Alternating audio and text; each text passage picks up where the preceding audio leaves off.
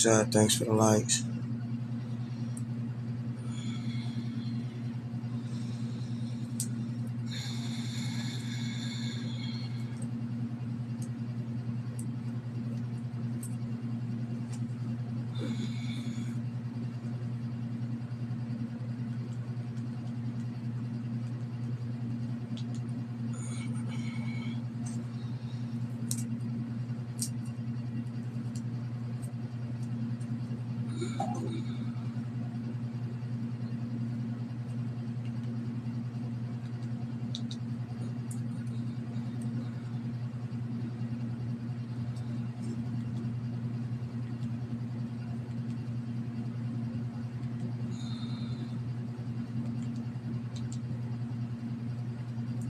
You know what it's like when plaques psoriasis is mixed with hydra skin on your sleeves. To have a turtleneck choking you and lines your crease. You know what it's like to go through treatments and talk.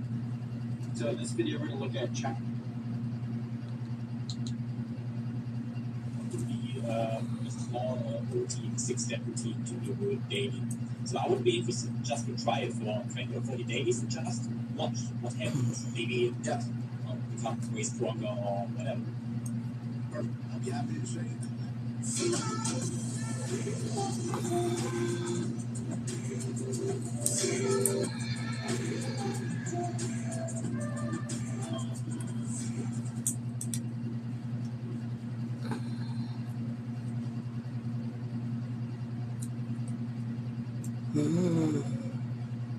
Perfect. I'll be happy to show you that now.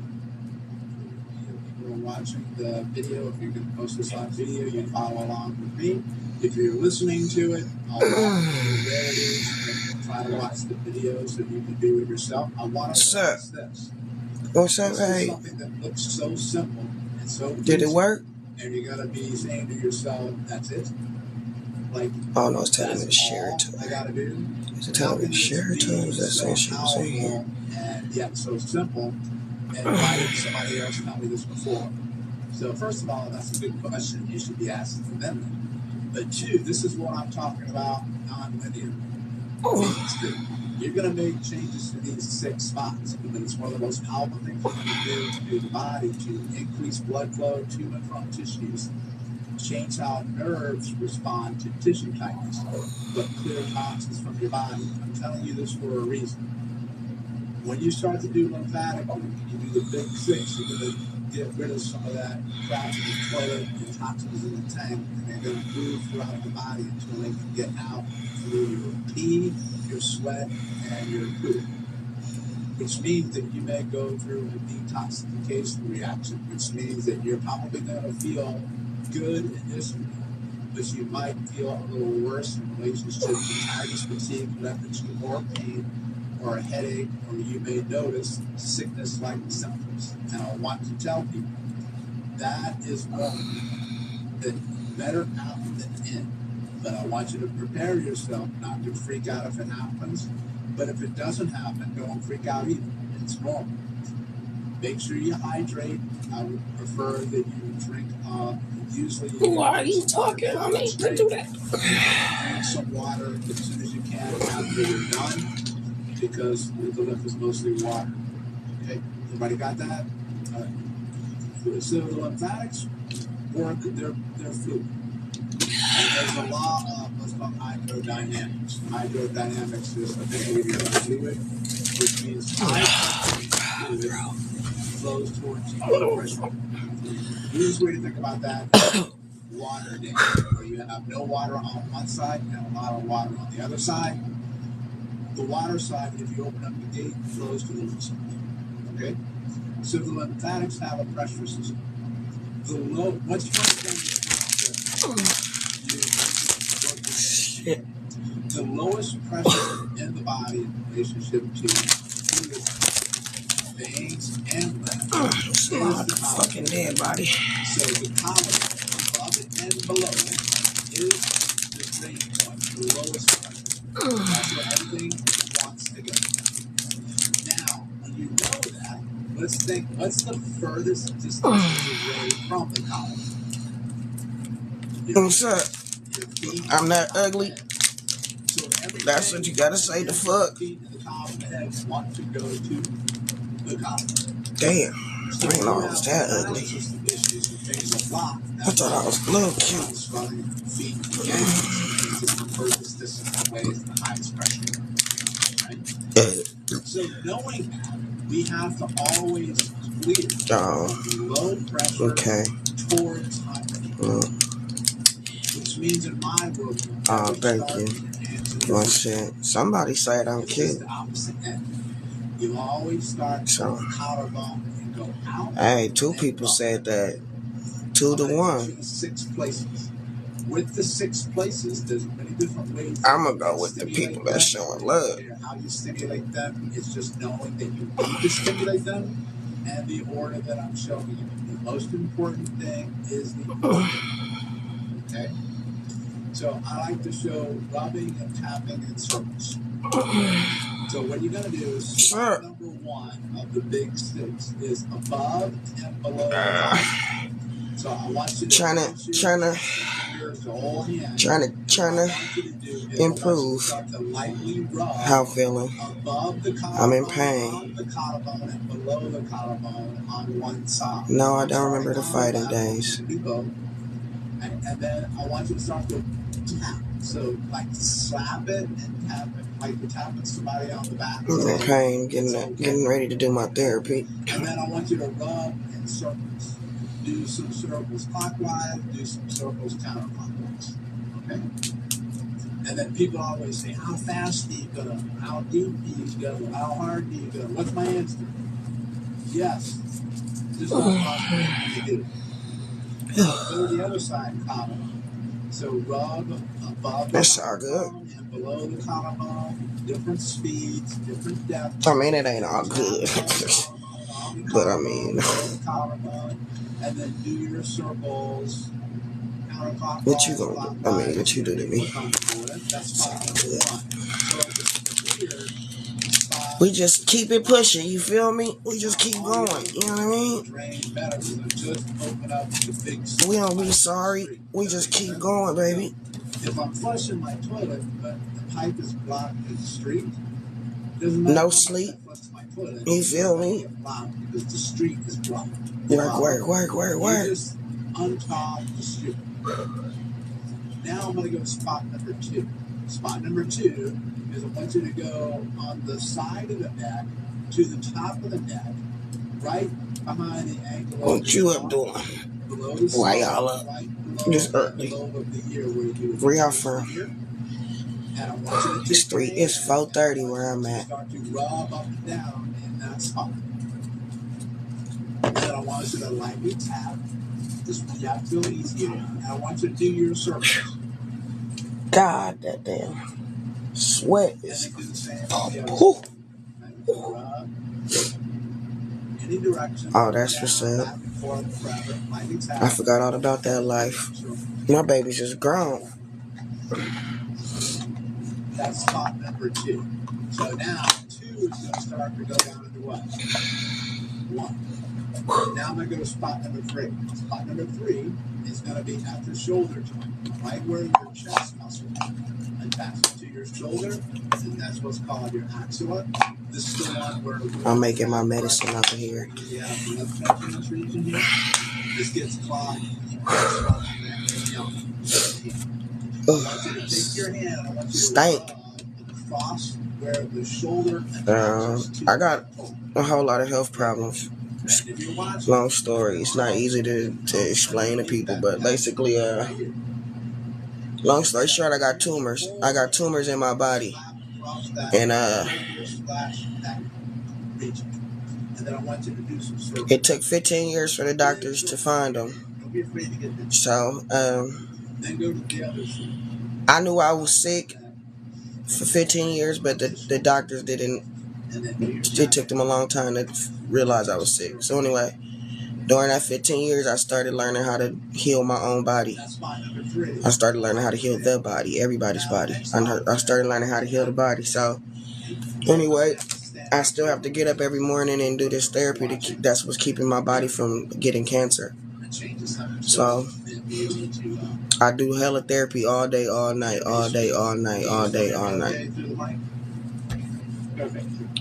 Okay. That is keeping me So alive. I want you to place one hand flat on your belly button. One hand above Can you quit saying sorry? I'm not understanding why you're I sorry. want you to just rub up and down. Right? And then I want you to tap both hands. Yeah. Then what I usually like to do is like to put more pressure. So yeah, it ain't easy, but shit, we doing it. We doing it. We just gotta hold on a little longer. So I'm pretty much right in the center of the abdomen. But I learned a lot. I learned a lot that could save a lot of other people's life. And you're gonna start to move all those guts around. Okay?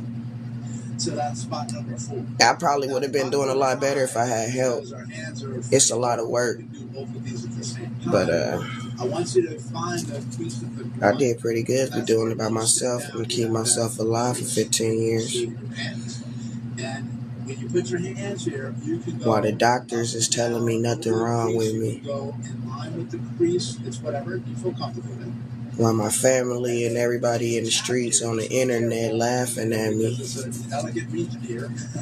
All right. Thank you. Too far. So just slap over the crease of the groin, and you're gonna what's called your inguinal lymph. And then put your hands over that. They can laugh all they want. I'm still alive.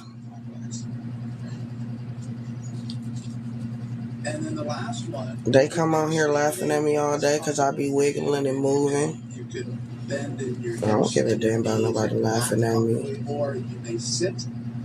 We're going to go behind the knee. That's what I was saying, Sophia. Right? So I'm going to sit down on this. That's not true, Sophia. I'm going to use the mic here. That's not always All I want true. you to do is Actually, put your hands behind the crease of both knees. a lot of times people in my situation, the only reason that they do survive is because other people are fighting harder for their lives than them. Just like when you see somebody on drugs and their family keeps trying to get them off, trying to get them clean. It's the family behind fighting. Nobody. That ain't true. That ain't true. That ain't true. Inside circles, outside circles, behind. That ain't always true. And honestly, when you gotta fight for yourself, that's the hardest. That's the hardest fight of all the fights. When you gotta do it, that's when you break down. That's when you yourself. Keep the balls of your feet on the ground. So the balls of your feet stay on the ground, but your heels are going to come off the ground. I want you to lightly bounce a little bit on the ground, kind of like you're doing a little mini trampoline. Sounds good, though, right? But it ain't true. A little bit. I want you to breathe in and out through your nose. But I'm all I got. So in my case, ain't nobody gonna fight for my life but me. If I don't get up and do it, I'm gonna be, it's over. I don't got nobody. I don't even got no help. I'm talking about motherfuckers won't even come help me because the therapy I'm doing, motherfuckers like, oh, she trying to hurt her, because motherfuckers never wanted to accept that I was sick. So everything I was doing to try to heal myself, people was trying to tell people that's what I was doing to make myself sick, so I could tell people I was sick, so I could get attention for being sick. So nobody would help me with my therapies because everybody was trying to make it seem like the shit I was doing was trying to hurt myself. Like, this shit crazy. People weird. People crazy. They will make any excuse to make people. The thing is, some people really wanted me not to survive this. That's the best thing I can say. People really close to me didn't want me to survive this. But people closest to me didn't want me to survive this shit. Yes. So what you did was so they started all the rumors to make it seem like I was crazy. My own family. This shit really started with my own family. My mama. My mother. My mother started the rumors. That's not unbelievable. We know our mamas be like that. But my mama started the rumors. I forgive her though. You gotta go look it up on my page. I got hella different problems. I got too many problems to be sitting here having to listing them off to you. you really care, you really want to know, you should go do the research. That's what I feel like when a person really interested in something, they really go do the research. They really go look into stuff, not just try to ask you. Yeah, it's all on my timeline. Not even all of it yet, because I ain't made it to getting to this part, to nowhere near where I'm at right now.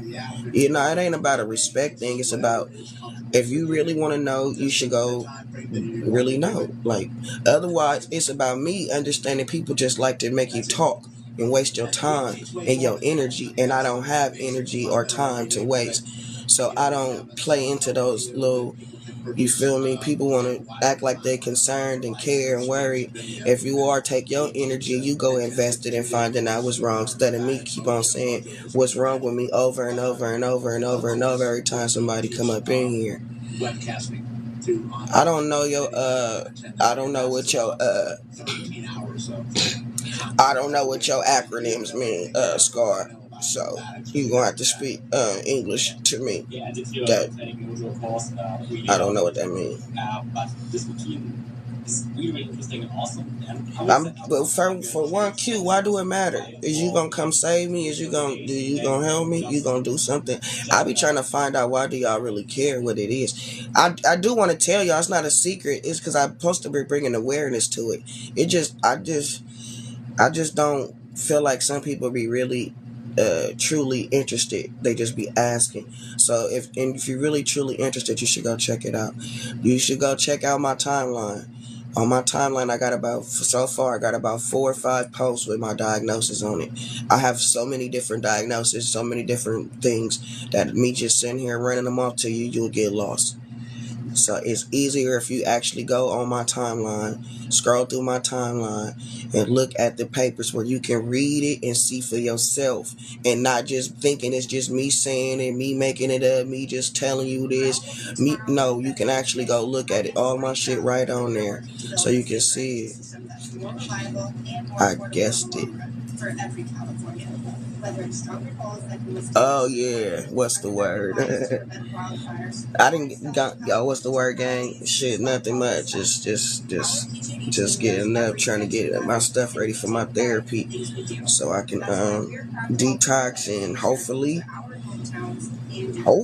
have a good day. I have been trying since Friday. It ain't happened yet. I've been in here all day trying since Friday. We gonna see though today so far starting off better than it has since last week. So we gonna see. We're gonna see how the day go. But yeah, my mama started the rumors basically. I got sick and I needed help, and her husband at the time was basically just didn't want her to help me. I don't know, bro. I can't tell you what the original thing is. I just feel like a lot of people really just didn't want me here. I think my mama been jealous of me my whole life, and that sound hella weird to say out loud, but like, it's a long story, but my mama my mama had me when she was 15 or 16. She been on drugs since she was 16 or 17. You feel me? Like, she got 10 kids, and basically I'm the oldest of all her 10 kids. So basically she been in the streets, in and out of crack houses her whole life, and I've been out here raising her kids. So her kids have this relationship with me that I think that she always kind of wanted. And then I guess she felt like, and they always looked up to me because I always had my shit together. And I think she always wanted that from them. So it made her have some type of, I don't know, weird feeling towards me that she wanted back from them. She wanted that power back from them. She wanted them to feel like I wasn't who I was to them, and it was time for her to be it. So in order for her to do that, she had to tear me all the way down. She had to tear me down so that they wasn't looking at me like I was all that to them no more. So long story short, when I got sick, and she came to help me. She came to help me for like 2 weeks. Then she left. She left me. She was like, I gotta I don't know. I don't like talking about it all the way deep like that. But anyway, long story short, she left. And then she started telling people, like, I was still posting on social media. First, my family tried to tell me when I first got sick, like, don't get on social media. Don't let nobody see you. This, and that. They didn't want nobody to see how bad I was looking. So, but I was still getting on there. And so people were starting to ask, like, what the fuck wrong with this girl? Nah, she ain't clean. She ain't never gonna be clean. She just killed my little sister last year on her stupid ass antics.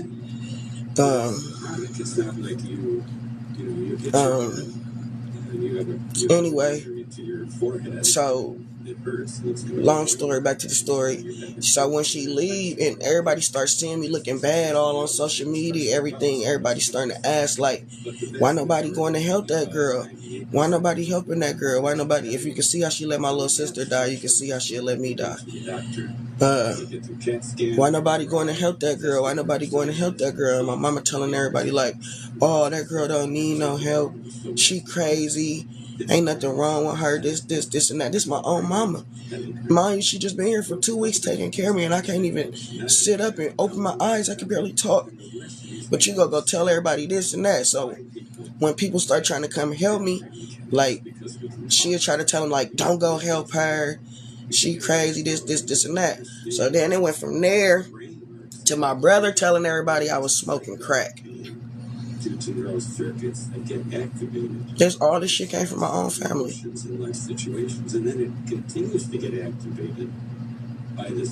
then it went from there to my cousin telling everybody I had AIDS. And then you know how this shit get to social media. First it be the streets. First it be your family. And then they talk to the streets.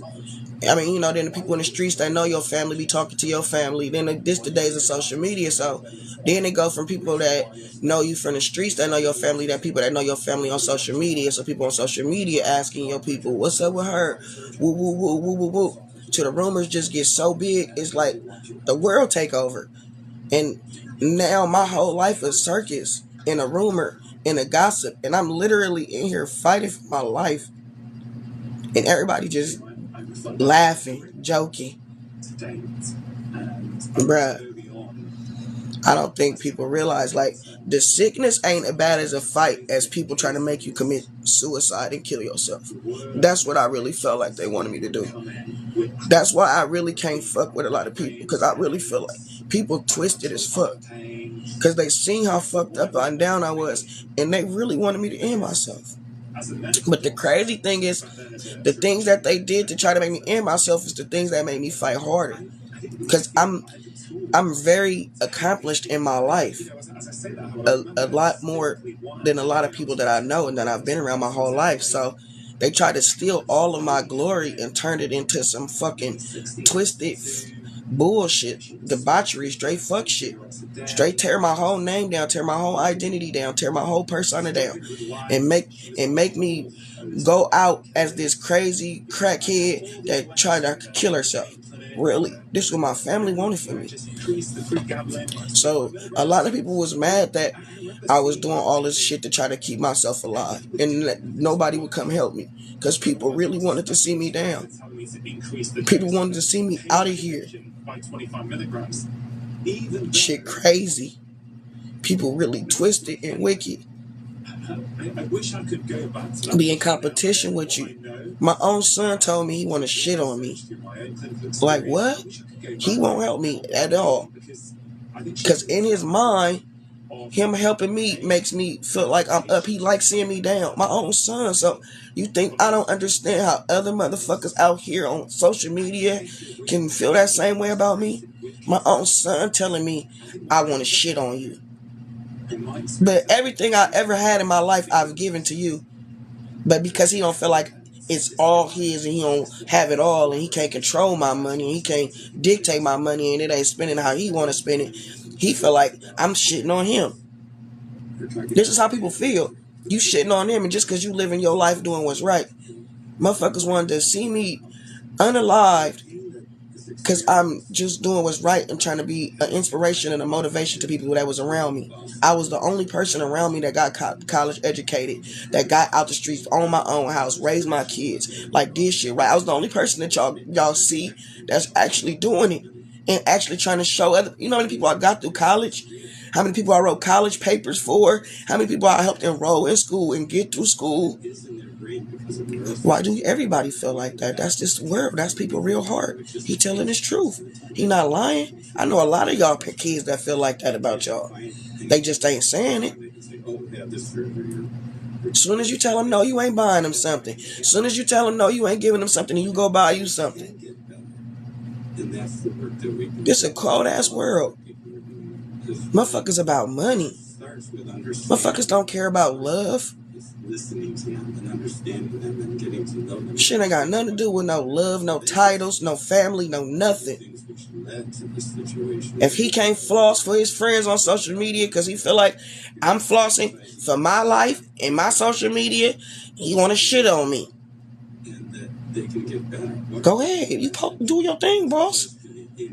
I'm saying that to say he not the only one. And if my own son can express that, I know how anybody else further away from me feel. It's easy for anybody else to feel like that. My own son that I'm taking care of with the money can feel like that. So I can understand how my own mama could feel like that, how you could feel like that, how another person could feel like that. Like, it's easy. You see me eating steak and you eating hot dogs.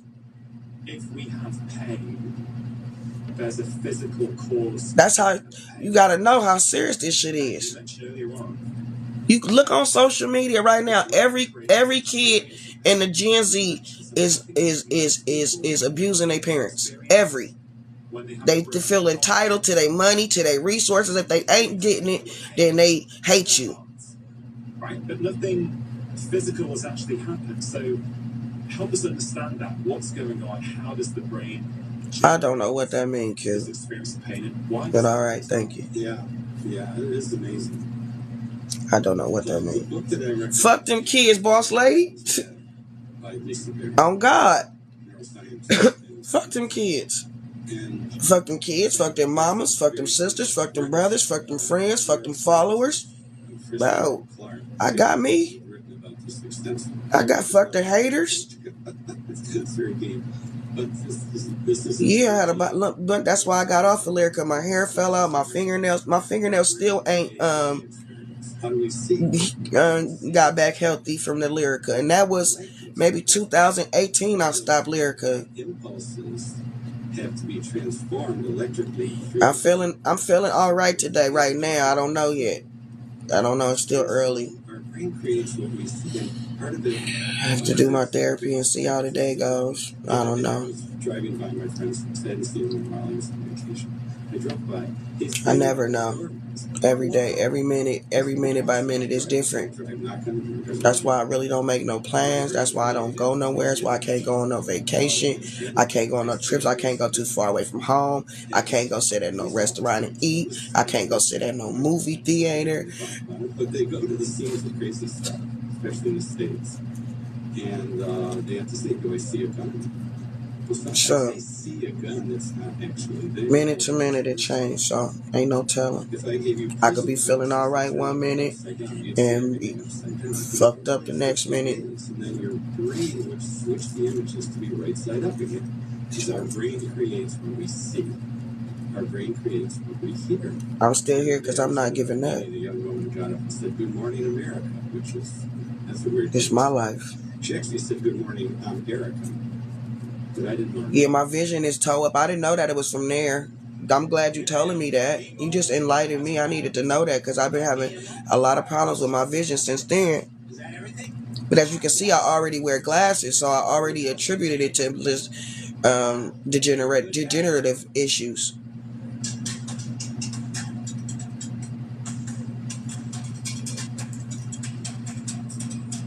God blesses me more than enough. I'm abundantly blessed, highly favored, abundantly blessed. Nobody, I know Mobile. I know God very, very well. And I'm not just saying it on no social media, on no comment, on no post. I really live this life for God. I don't just talk it. So trust me, I'm not the one with the God shit. But the brain decides, and this is the craziest thing. A lot of times y'all be trying to tell somebody about God and y'all don't even be believing in God. Y'all don't even really be following God. But y'all be quick to try to tell somebody else that shit. God don't like that too, just so you know. God do not like when you be out here trying to tell other people you try God and you not even trying God. God gonna bless you, but you not even believing God gonna bless you. God don't like that. That's all they do, Miss Mama. That's all they do. They not really living it. They not really about it. They just trying to finesse. You cannot finesse God. God created us that way, or we evolved that way. God is in your favor, or is you in God's favor? Yeah, okay, that sounds suspect right there.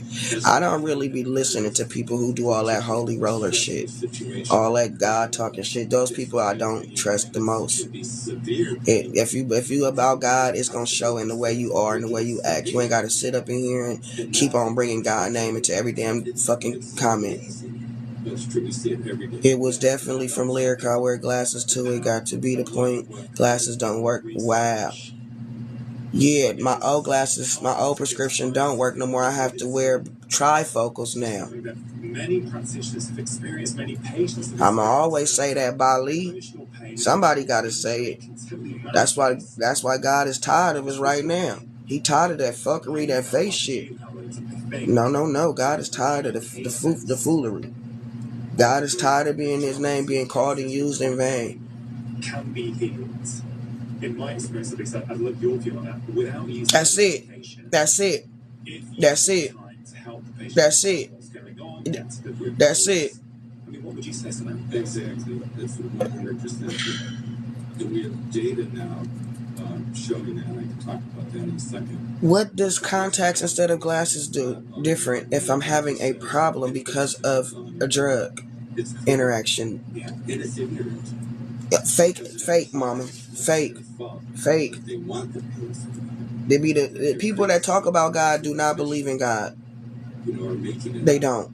And none of that. That's what I'm starting to really realize. So when I hear somebody talking about God, I don't think that they really believe in God or follow God or none of that. If someone had a physical injury, and we could see God is the way you act.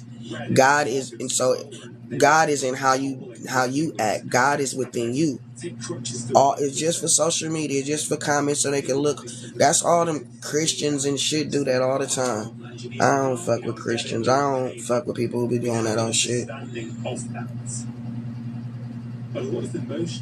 No, I just feel like you're just saying random things just to keep on making comments, and they're not even relative, and that I don't understand. You just want your name to keep popping up on the screen. Really looking at the whole person. At this point. So if you take, thank you. Kind of a common story, right? We trying to have a conversation. His father was critical. The implant contacts, what that don't got nothing to do with it.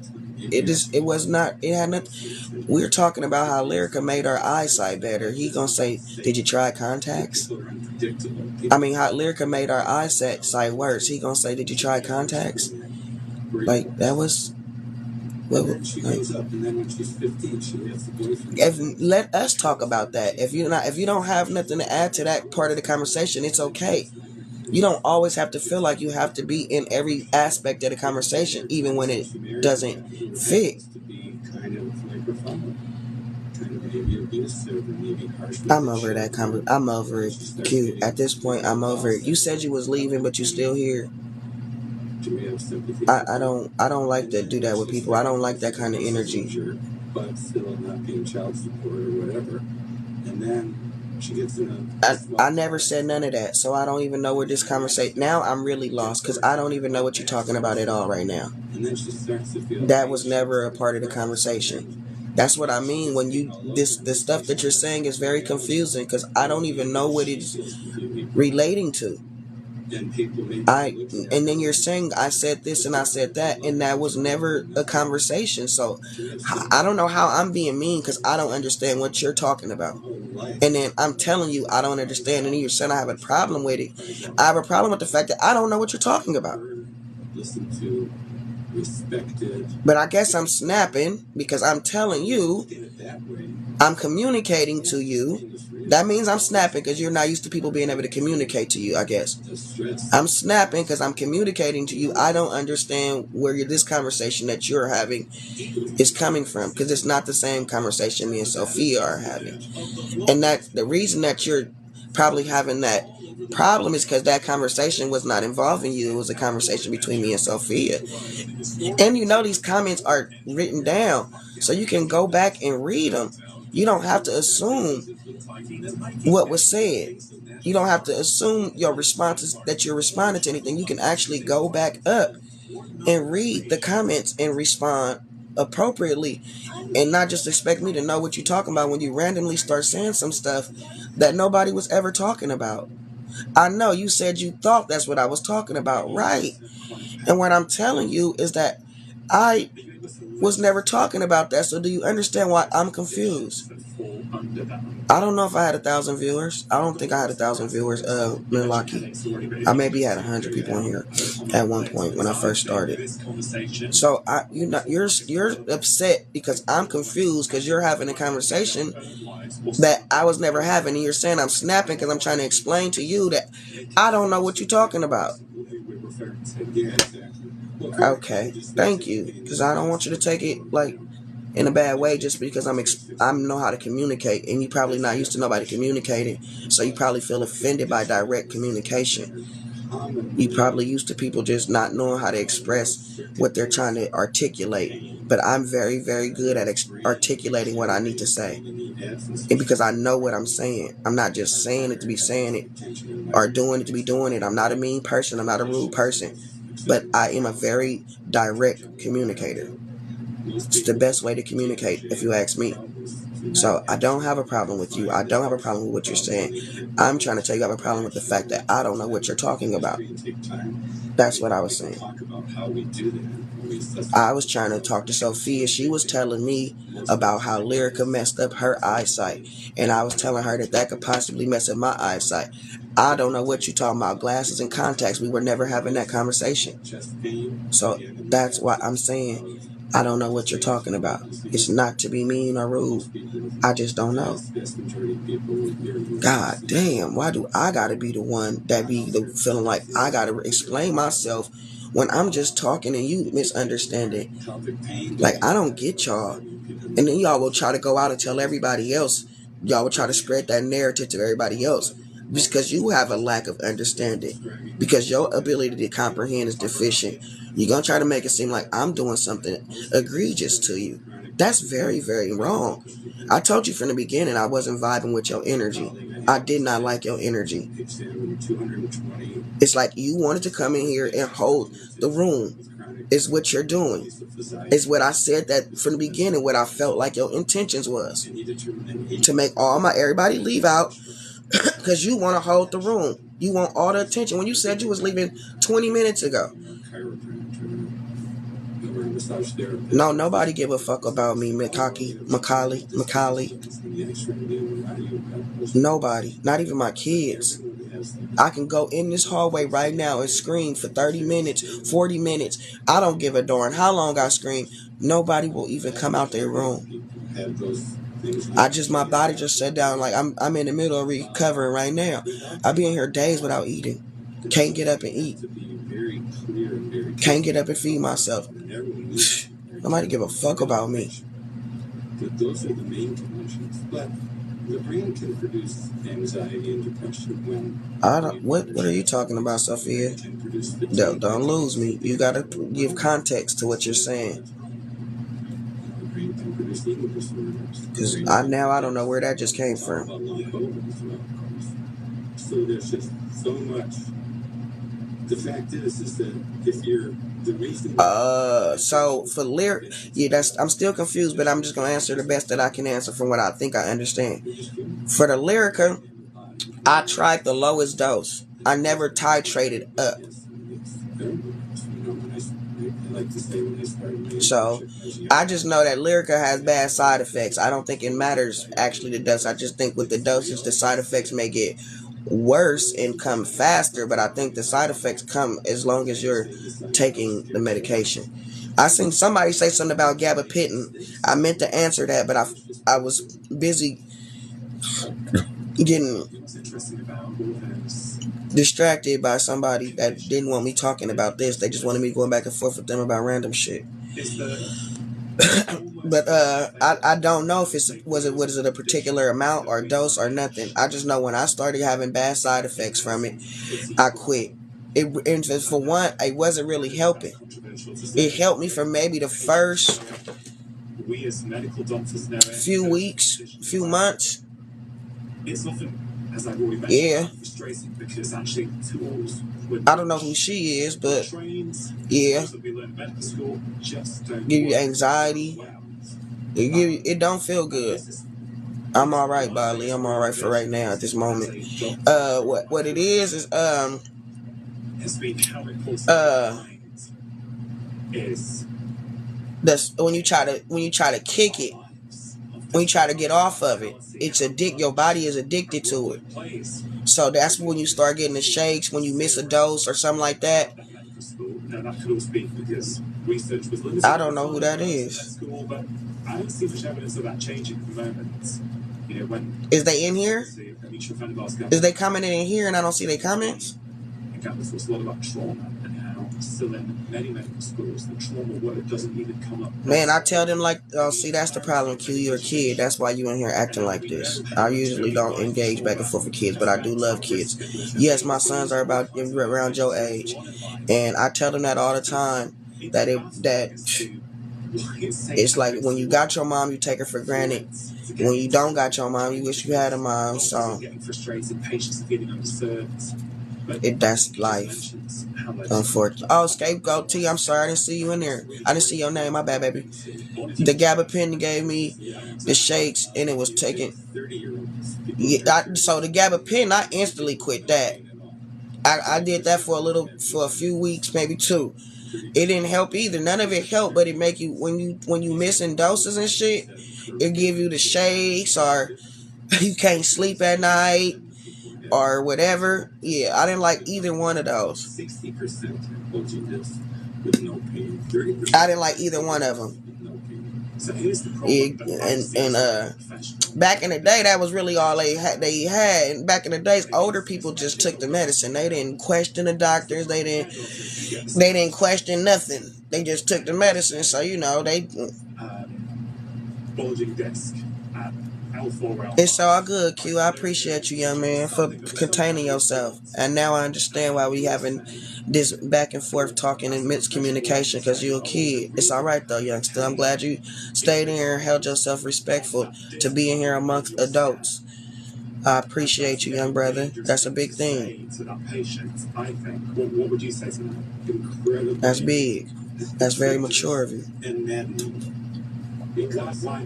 It's hard to communicate with adults. With Livongo, having a chronic condition can be so much easier to manage. It's all good. I try to give everybody a chance. I love the kids. I actually love the kids because I have kids and I fuck with kids. I fuck with the kids if I don't fuck with nobody.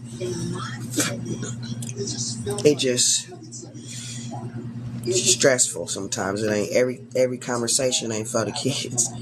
But yeah, my kids about your age. My oldest son just turned 24. My youngest son just turned 19. But I made them rotten. I'm from California. I made them rotten. I spoiled them. And I regret it. And I will forever warn every other parent out there, never spoil your kids. I wish I did know better, but I come from a family where my mama came from 10 kids. I'm the oldest of 10 kids. I never had nothing. My mama was a crackhead. I never, had no family. I never had no home. I never had no regular life. I wanted to give that to my kids, but I went overboard trying to fix it, because I spoiled them, and nothing spoiled is good. I wish I would. What built character, what built me up as in character is my struggles. Is me really having to figure life out for myself. I don't know what you mean, but you say, how are they? Me having to figure this out for myself, me having to go through some things on my own, not somebody always sheltering and protecting me and always having a fucking answer for me and always having everything I needed. Like, and sometimes having more than what I needed. Like, that made me build more character. These kids nowadays, excuse me, they don't have no character. But we get them everything and they feel entitled. They feel like we owe that shit to them, and so they don't feel like, no, thank you. You know, even though I know you didn't ask to be here, I brought you into the world. I take full accountability for that. But at the same time, like, all right, I didn't know it was gonna be this motherfucking hard. First of all, and second of all, shit, you know, I'm trying. God damn it. You know how many motherfuckers ain't trying? I don't know what I'm doing. I'm trying. I didn't know that. You feel me? So kids don't really understand from your perspective until they have kids, and that's what I keep telling my kids. Like, y'all never gonna appreciate me or understand until I have kids. You relearn how to walk now, man. Scat Pack T, man, keep going. I couldn't walk for about 2 years. We as healthcare professionals can unwittingly make the problem worse. Because as you say, this can worsen things. This can create a fear. Those was the worst days of my life. What we say is, my kids used to have to carry me to the car and sit me in the passenger seat so they could drive. They have to carry me to the bathroom and put me on the toilet. Have to carry me to the tub. I'm glad though because after my son at least stayed there to the end. He at least stayed there to the end. Yeah, 2 years. No, I wasn't. When my legs went out, that was 2015, 2016. So I've been walking since like 2019, 2008, like late 2018. I've been walking regular since without a cane and a walker. Oh, that's what's up. Yeah, I had a cane and a walker. I had the cane and the walker. First, I couldn't even move. I couldn't get out of bed. I couldn't nothing. And then I had a walker, and then I had a cane, and then I just gave all that shit up. But I still can't walk hella far, or if I do walk hella far, I might be in pain for like 4 or 5 days from trying to like go on a nice little nature walk or something. It might take 4 or 5 days to recover from that shit. It's not no quick. It ain't no quick fix, and it ain't never gonna be back. You ain't never gonna get back to it. But you feel good being able to get. I'm telling you, first when you just standing up and holding the walls and you with them little legs still buckling, you still feel good, like just getting up, like, bruh, that shit feels so good. I'm telling you, even though I can't walk like a lot like that, I'm glad I can at least walk, because I can still go to a little event or something. You know, I maybe can't walk as much or as long as everybody else or as fast, but I'm out, I'm up, I'm moving. What's up? Yeah, I could never imagine either, Kill. But shit, this is life, and that's why you gotta be prepared for anything, because anything can happen, and only the strong survive. If your mind ain't prepared, ain't strong, some shit like this, it'll make you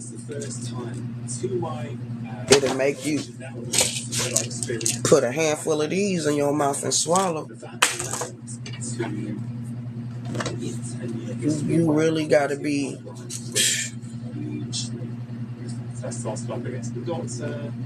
Man. But yeah, that losing your leg shit, probably, besides losing my bowels, losing my legs is probably the second worst thing of this shit. Besides the tumors, of course. But losing my leg and losing my bowels. Because you don't realize how much you need your legs just for little menial things, like to go get something to eat, to go get some ice. You feel me? Like, that shit is a lot All I remember Life is so much harder without legs, bro. that I went on a journey for several And then years. when you start being in pain from like leg pain, back pain, because I have my sciatic nerve, I have the disc got stuck into my nerve, so it's ripped up my nerves. So my nerve just dying. So my leg dying, my left leg is dying. I was doing some strengthening exercises. It's my left side is dying, but my left leg is dying fast. Only the strong survive. Only the strong get back. Only the strong bounce back. That's why when you see a motherfucker bounce back for some wild shit, you gotta know that motherfucker built different. You gotta put some respect on their name. That's what I be telling these. That's the type of shit you can't tell Gen Z. Gen Z don't know the difference between somebody they should be respecting and somebody they should not even be checking for. From Edinburgh in 2003 to help look after my dad's. And I was real bodies. Like I was The real ones is the ones that been through. When you my age, you're not a real one unless you really been through a life changing shit. I'm 40 years old.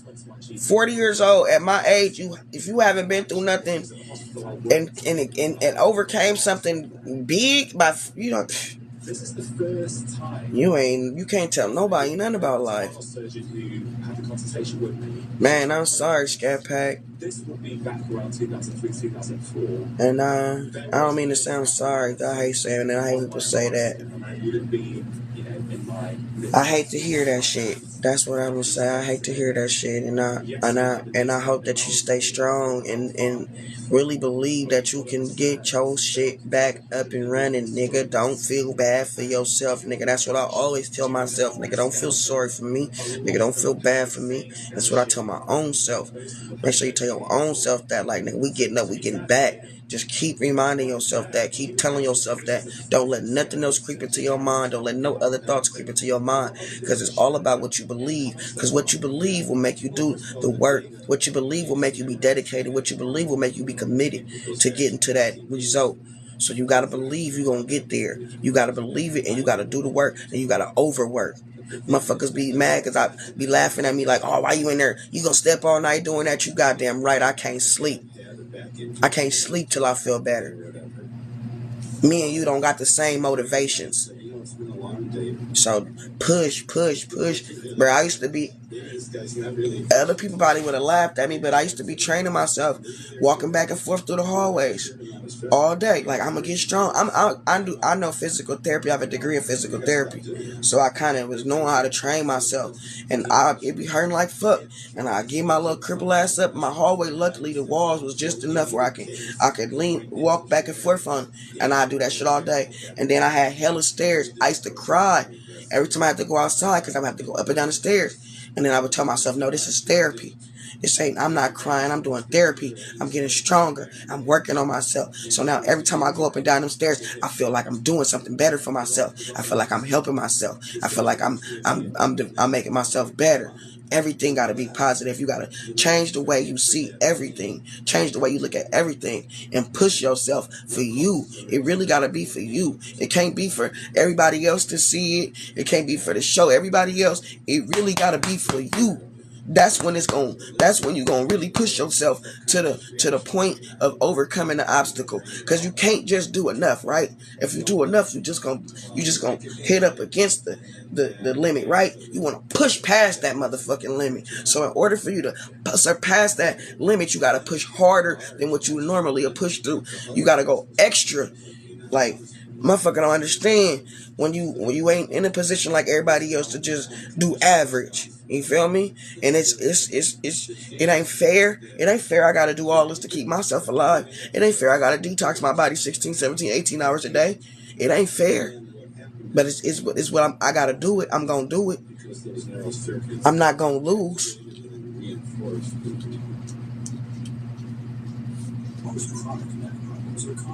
Man. Yeah, and so it's hard for people taking care of somebody that's an amputee or lost a leg or have their legs and still can't use them. That shit is hard.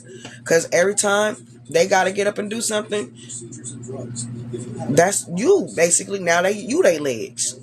If you got somebody that love you enough, it's a lot of love for a motherfucker to come be your legs. It's a lot of love. You gotta hope you got enough love that if you lose your legs, somebody come be your legs. with fresh eyes. Because if don't nobody come be your legs, baby, Because baby, bit by bit, it became yeah, it's always out of love. I felt about myself. Always, I would become fearful. Oh, I can't let that always. You know, and people do not understand. That's a blessing. And people that take for granted having somebody there with them don't even know. Bro, I've been doing this 15 years by myself. That's just nonsense, right? I'm tired. Committed to a life of backache. You cannot do this by yourself. You cannot. Like before, I just refused. So if you got somebody to help you, man, you owe them everything. The way to heal. You owe them everything. You more blessed than you know. I wish I cry every day. There's deep-seated things I want to share with Like, you. for real. Like, really cry every day. I wish somebody gave a fuck and came to help me. So I'm trying to tell you, hella blessed. If you got anybody there that give a fuck about you, that come look out for you, you better appreciate them motherfucking people. Because it's so easy for motherfuckers just to forget about you and turn their back on you and leave you. My kids know I get a check every month. They don't give a fuck. Now, if they needed me to, if I had to get up and go to work, they might help me get my ass up. But they know I'm going to get a check. They don't care. I want to see him. I want to study with him. They don't give a fuck. I'm going to get myself up, though. I'm not going to depend on nobody. But when I get up, I'm not fucking with nobody. This is not exactly. And all the times I done got up, I always still fuck with my kids. Because this is the first time really I really been down since they've been grown. Because my youngest son just turned 19. So now ain't no more passes. Y'all show me what y'all would, how y'all can make it without me. Lower back. And that continued for years. Y'all don't need me. I could get back to I'm gonna live my best life. like this. It was still coming back. I'm gonna focus on me. I'm gonna worry about me. So I thought I got my quality of life back. But yeah, shit. You got somebody to help you, man. It don't matter who the fuck they is. Even an in-home care worker, because I got in-home care workers that won't do shit. So now you're getting to the hurt. Now it gets harder because when I got the deep realization, so They won't do shit. just a quick overview. They make sure they come when they can't do shit too. Seriously, When you already make sure that you already did everything, boy, people ain't shit these days. People not nothing, not worth a damn. No, they don't care. I think my oldest son, I don't know what's happened in the last maybe months that I feel like sometimes I feel like he cared a little bit. But I think that I've been sick 15 years, and I think that at an early age they had already decided that I wasn't gonna make it, and that they had already figured out that they could survive without me, and they knew how to survive without me. So I think a long time ago they already realized like they boys, and I don't think boys get to the point really of they go through this phase from like 16 to maybe 30 where they really not mama's boys no more or nothing like that, where they really don't care about what mama got going on or nothing like that. And then when they get like 30 and over 30, they kind of start being more getting into their feminine and so they might be more what's the word, maybe more compassionate, and I think males are more compassionate in their like middle ages and not so much during their teens and 20s. So I just think it's just the age and timing. They still very young men, so they really haven't developed that type of compassion or concern. They haven't developed their feminine side yet. So I don't think it's so much that they don't care. They don't care, but I don't think it's so much that they don't care. I think it's more or less they really don't know how to be like, you feel me, supportive and encouraging. I don't think they really know how, and I don't think they really know what it means to me, because they boys, and so boys kind of do things. But the crazy thing is, like, I tell them, like, when it's y'all friends and each other, do y'all see how y'all hurry up and gather together for each other when somebody need a ride or somebody ain't got nothing to eat? Or I'm like, that's how I want y'all to look out for me. But it's like, I can see that they have it in them because they do it for each other. It's a bunch of boys that live here with me, my sons and their friends and my cousins and my brothers. I fuck with the kids.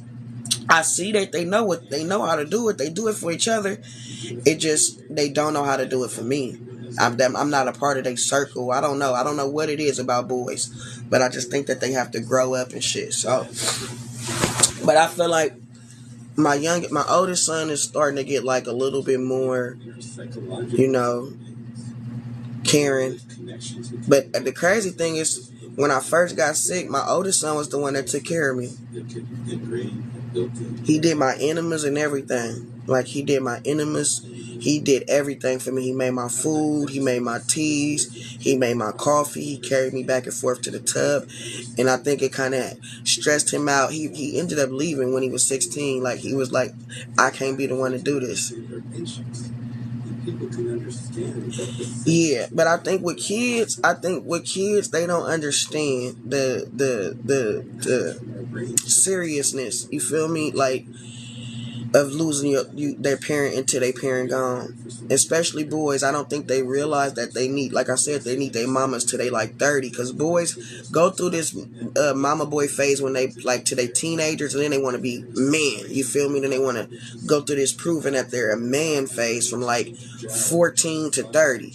So from like 14 to 30, where they're discovering their manhood, it really don't got nothing to do with you as a mama. That's why I say the boys get along with each other. They do it for each other. It's just, I'm a female, and I just think that there's this dynamic that we have not integrated into our culture, where the males and the females have this type of relationship. Even if it's mom and son, I still feel like the males have they relationship with the males that's different from the females. And when males get to a certain age, the way they relate to females is just different, no matter if it's your mama or not. So I just think that they're going through their rah-rah phase, you feel me? But I feel like my oldest son, like I was saying, he's getting more, he's 24 now. And this the first year I feel like he's getting a little bit, since, like I said, when he was 16, he helped take care of me. Then as soon as he turned 16, he was like, I ain't doing this, mama, this ain't for me. Like, literally, he was like, I'm a man now, and I ain't doing this. I ain't finna be in here sticking no tubes up your ass no more, mama.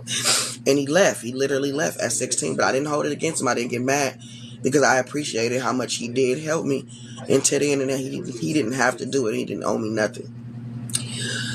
I think after that, he didn't want to help me for a long time. Like, he felt so much regret for helping me when he was 16, that for a long time after that, he would not help me.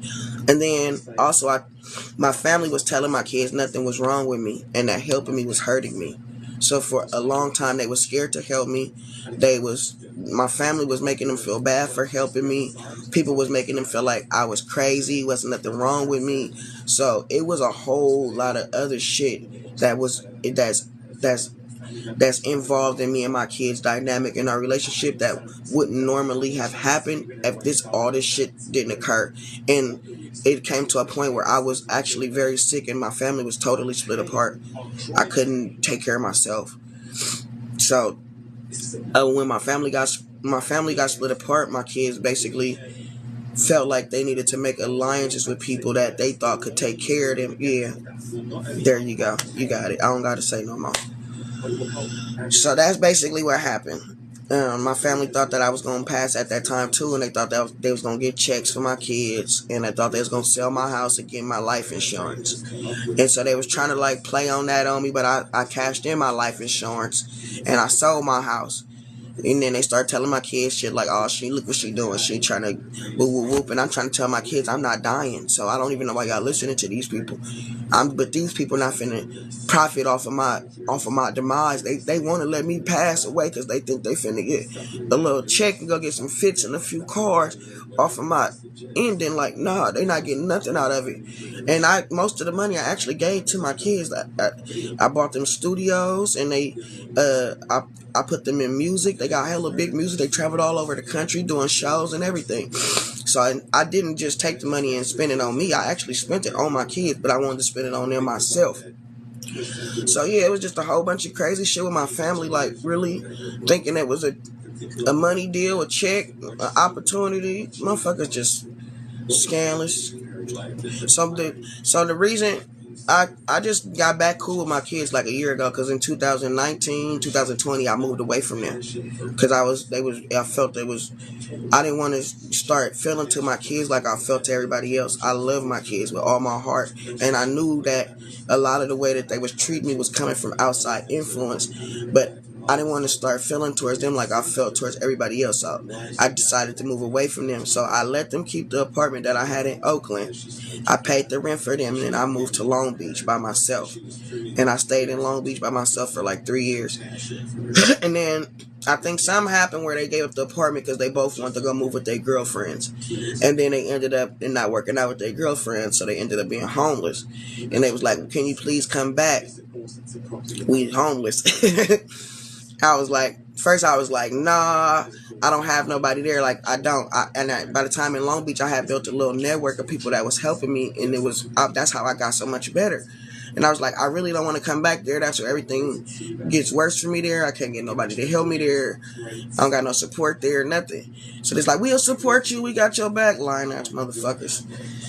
But I wanted to try to at least give us a second chance and fix it while we was growing without everybody else in our shit, especially because I was a little healthier at this time where I could at least, you feel me, work on that actively.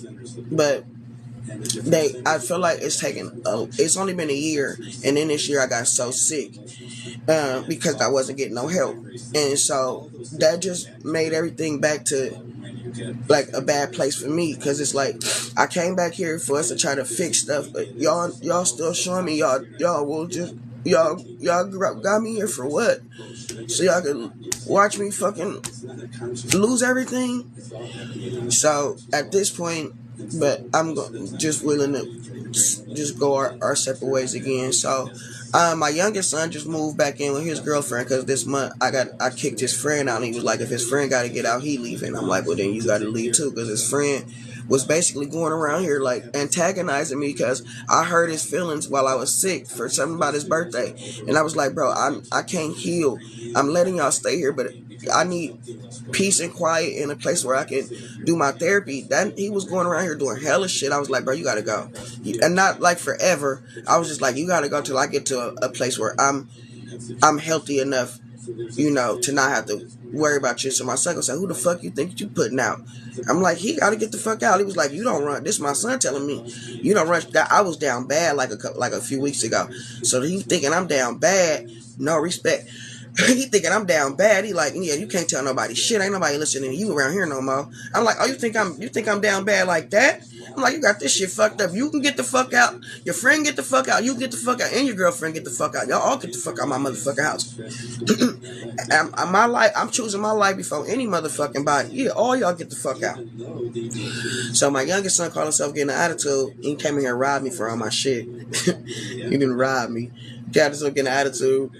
Come here, robbed the house, took all the shit and left. But he ain't gonna last long because he's a narcissist. So anyway, but my oldest son, he's waiting on a settlement because he got hit by an 18-wheeler about 9 months ago. So he got about 5 or 6 more months before he get his settlement. Now he's not lazy. He's narcissistic. He's not lazy. He's a plumber. He's 19 years old. He's a plumber. He makes $40 an hour. He got a good job. He's spoiled. I told y'all that from the beginning. I spoiled these fucking kids. I did this. I made them right, and then on top of that, I spoiled them because I thought I was always going to have control and influence over them. I never anticipated me getting sick, me losing that control and that influence over them, and somebody else coming in and exploiting that. I never counted on that. So other people came in and exploited this stuff.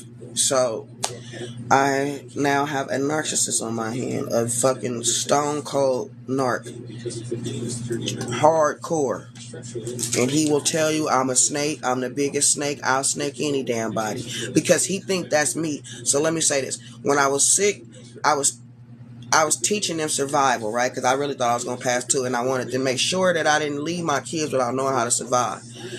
So a lot of most of their life, I only showed them one side of me. But then when I felt like I was passing away, I felt like I had to show them another side of me that I thought that they needed to survive. The things that I learned to survive on my own in the streets that they never had to learn because they never been in the streets.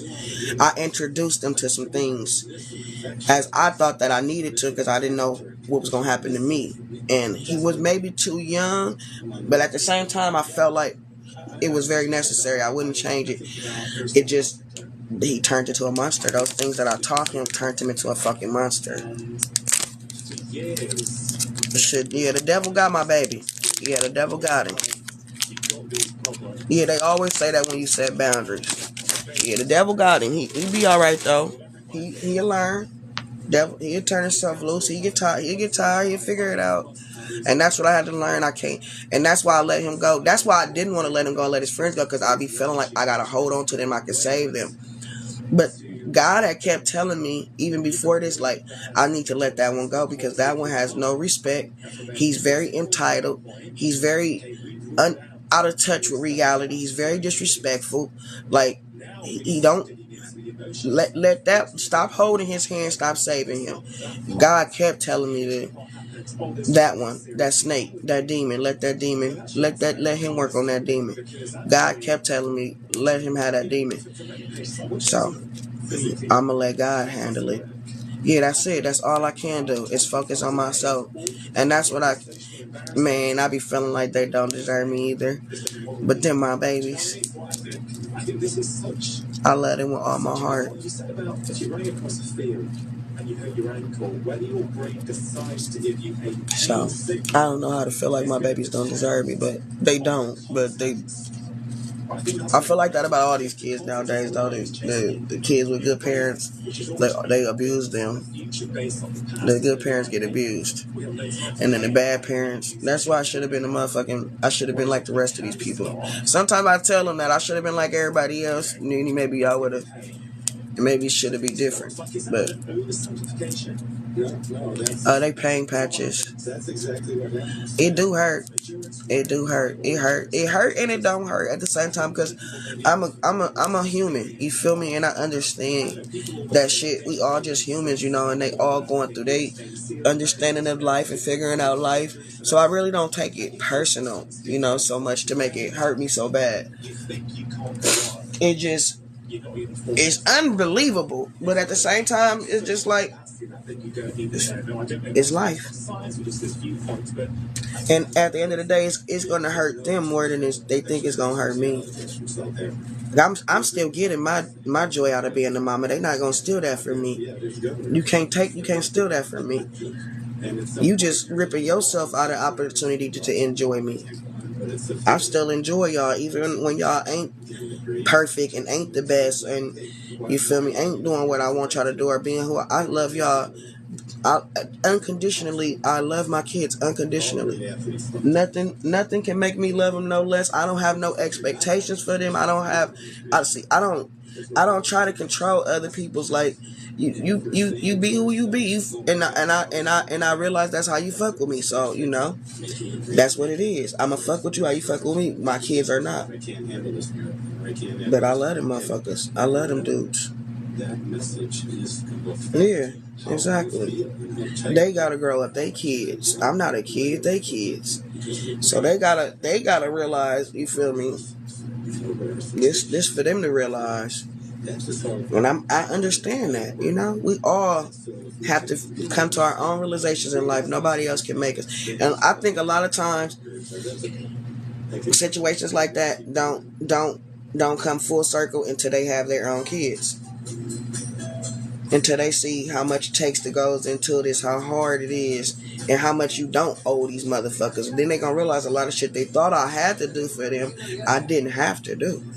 But because I've done it, they felt like, oh, that's what you was supposed to do. Like, nah, I did hella shit that I wasn't supposed to do, had to do, I didn't want to do. But, in due time, at the end of the day, like I said, they missing out. They missing out, not me. I ain't missing out. The only thing, they lucky I can't have no other kid. And first that's why it took me.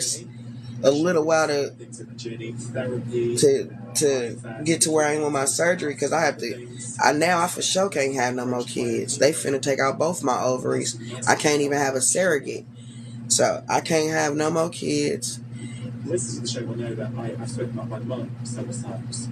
I gotta wait on grandkids or get a girlfriend with a baby. I just had a girlfriend who had a baby. The crazy thing, she had a little girl, but she kicked me out the baby life.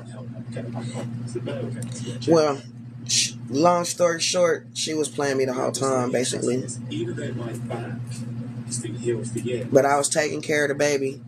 But because she was basically, I guess because she was lying about hella shit.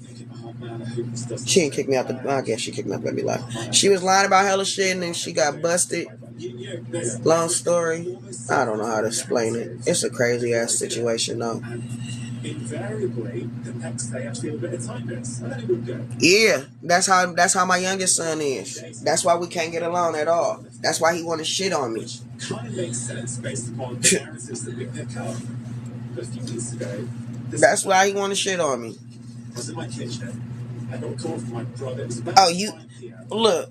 He says, "Hey mate, I can't buy me no shoes. If I buy me some shoes." If I buy me some shoes,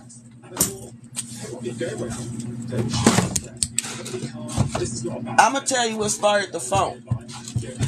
Let me tell you what really started the phone. This started the phone. This little funky ass shit right here started the phone. This is where the phone started. I bought me some chains. He a rapper. And I had, like I told you, I spent all my money when they was younger on that rapping shit. But as soon as he turned 18, I was like, nah, this is my money now. It's my money, punk. I started spending my money on me. And I bought them chains, and that's when the phone started. He thought I was really gonna give it to him too. Like, no, it's mine. I'm looking for the hoes. How I'm gonna get somebody to come take care of me? If I'm over here looking like a bum, I'm trying to get somebody too. I need love too. I want to go outside too. They think, oh, you sick. They want me to be sick, stuck in this room, not moving, not being able to spend my money so they can spend my money. Telling myself I can handle this, no problem. I felt nothing. So that, I think, I wish I had some grandkids. I can't wait till these suckers have some kids. That's the only way I'm gonna ever have another baby. Unless I get a girlfriend that don't try to run off with the baby on me. I'm scared to have a baby with a girl now again, because that hurt it. She just ran off with the baby. As soon as she felt like she could, she was gone. She took my heart. She took my love. Y'all want to see a picture of my love? Her mom is a dirtbag. A whole variety of criteria that Let me see if I can find a picture of her. used in that backbeat study that I just triggered. And then, but that's the crazy shit. So I can't have no more babies. So, and I really like kids, and I want another baby. I love baby. I got a good job. I got all this shit. I don't got nobody though. I don't got no kids or nothing no more. So I be feeling like I want another family because I got all this shit to give to them. Dealing with the neural circuits in the brain directly, and the second one dealing with emotional. Look a little fat self. Boulder back pain study.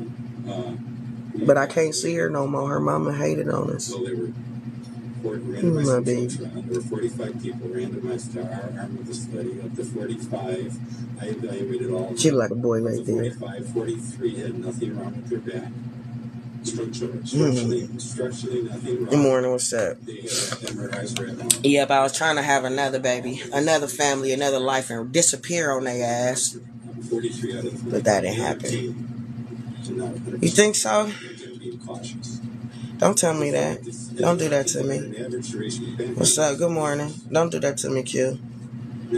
Don't do that to me. 44 were treated. Don't say that to me, y'all. Don't do that. Pain-free in 1 month. Don't do that. So 75% of the people we treated Y'all were lying. pain-free after I don't believe that shit. in 1 month, simply using what we're calling pain reprocessing therapy. Go look at my first video. You gonna see I'm doing the same thing in there. You can figure it out, Ronnie. Reprocessing therapy, it's changing the narrative. She ain't even 1 year old. It's I haven't seen her since she was 6 months. She not gonna remember me. It's understanding that it is a neural circuit. It's having hope that it's reversible because it is. I just decided yesterday I'm not even reaching out no more. I'm not sending money no more. I'm safe. I'm not sending diapers no more. I mean, you did it. And when you smile and when you give your brain reassurance, You only 22 years old. your alarm mechanism, that is the actual cause of the pain. And so for these folks, we can go into emotional addiction. She ain't never gonna let me see her We again. didn't deal with their emotions at all. We just changed the narrative. And how powerful that was to have 75% of people came from 1 month. I mean, there's never been I already figured that much out. study with chronic back pain, brain chronic pain that showed that kind of result. Yeah, that's incredible. 75% better. That's why I stopped buying stuff because I don't want to keep on getting my feelings hurt every month. It's incredible, and I hope that gives people listening and watching this hope that actually, no matter how long it's been suffering, there may well be something you've not tried yet. I sent the coat. This is the last thing I sent. The coat. I sent her a snow coat, whatever you call the little snow coats babies wear. About this, what's the pushback Her birthday next month. from?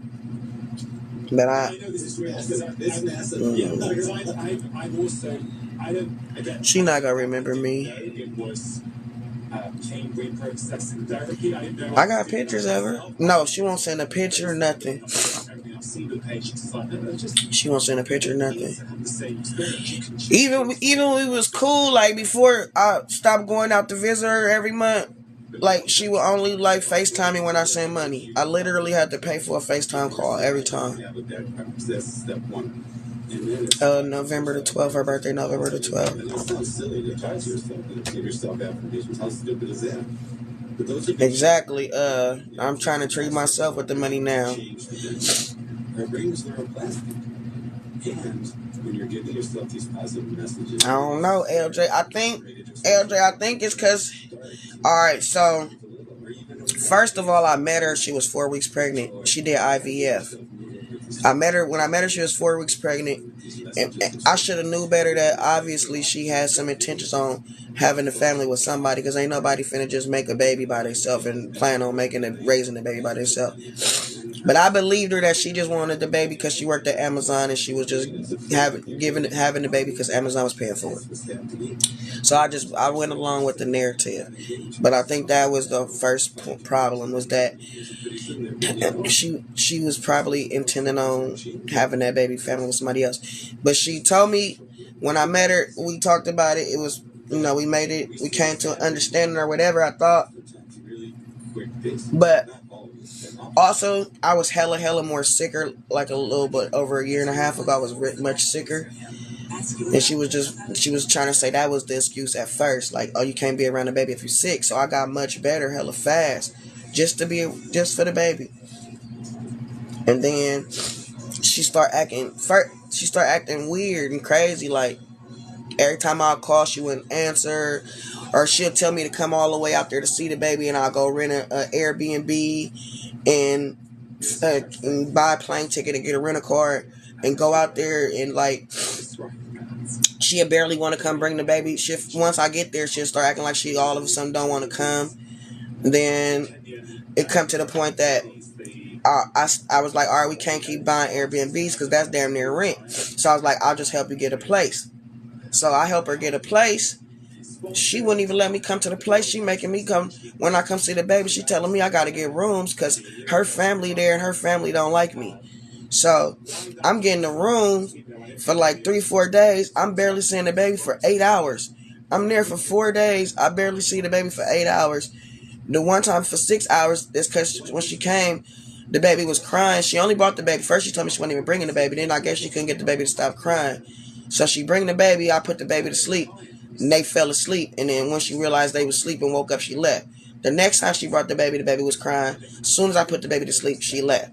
That was it. I never seen the baby no more. She brought the baby to me twice when the baby was crying, and then that was it. Had me come on, and I live a 7-hour drive away from her. And mind you, I'm paying her rent and paying the room. So this every month. So the next month, I'm like, some way, somehow, I'm like, she let me come to the house to see the baby for Easter. Finally, she let me come to the house. I go to the house.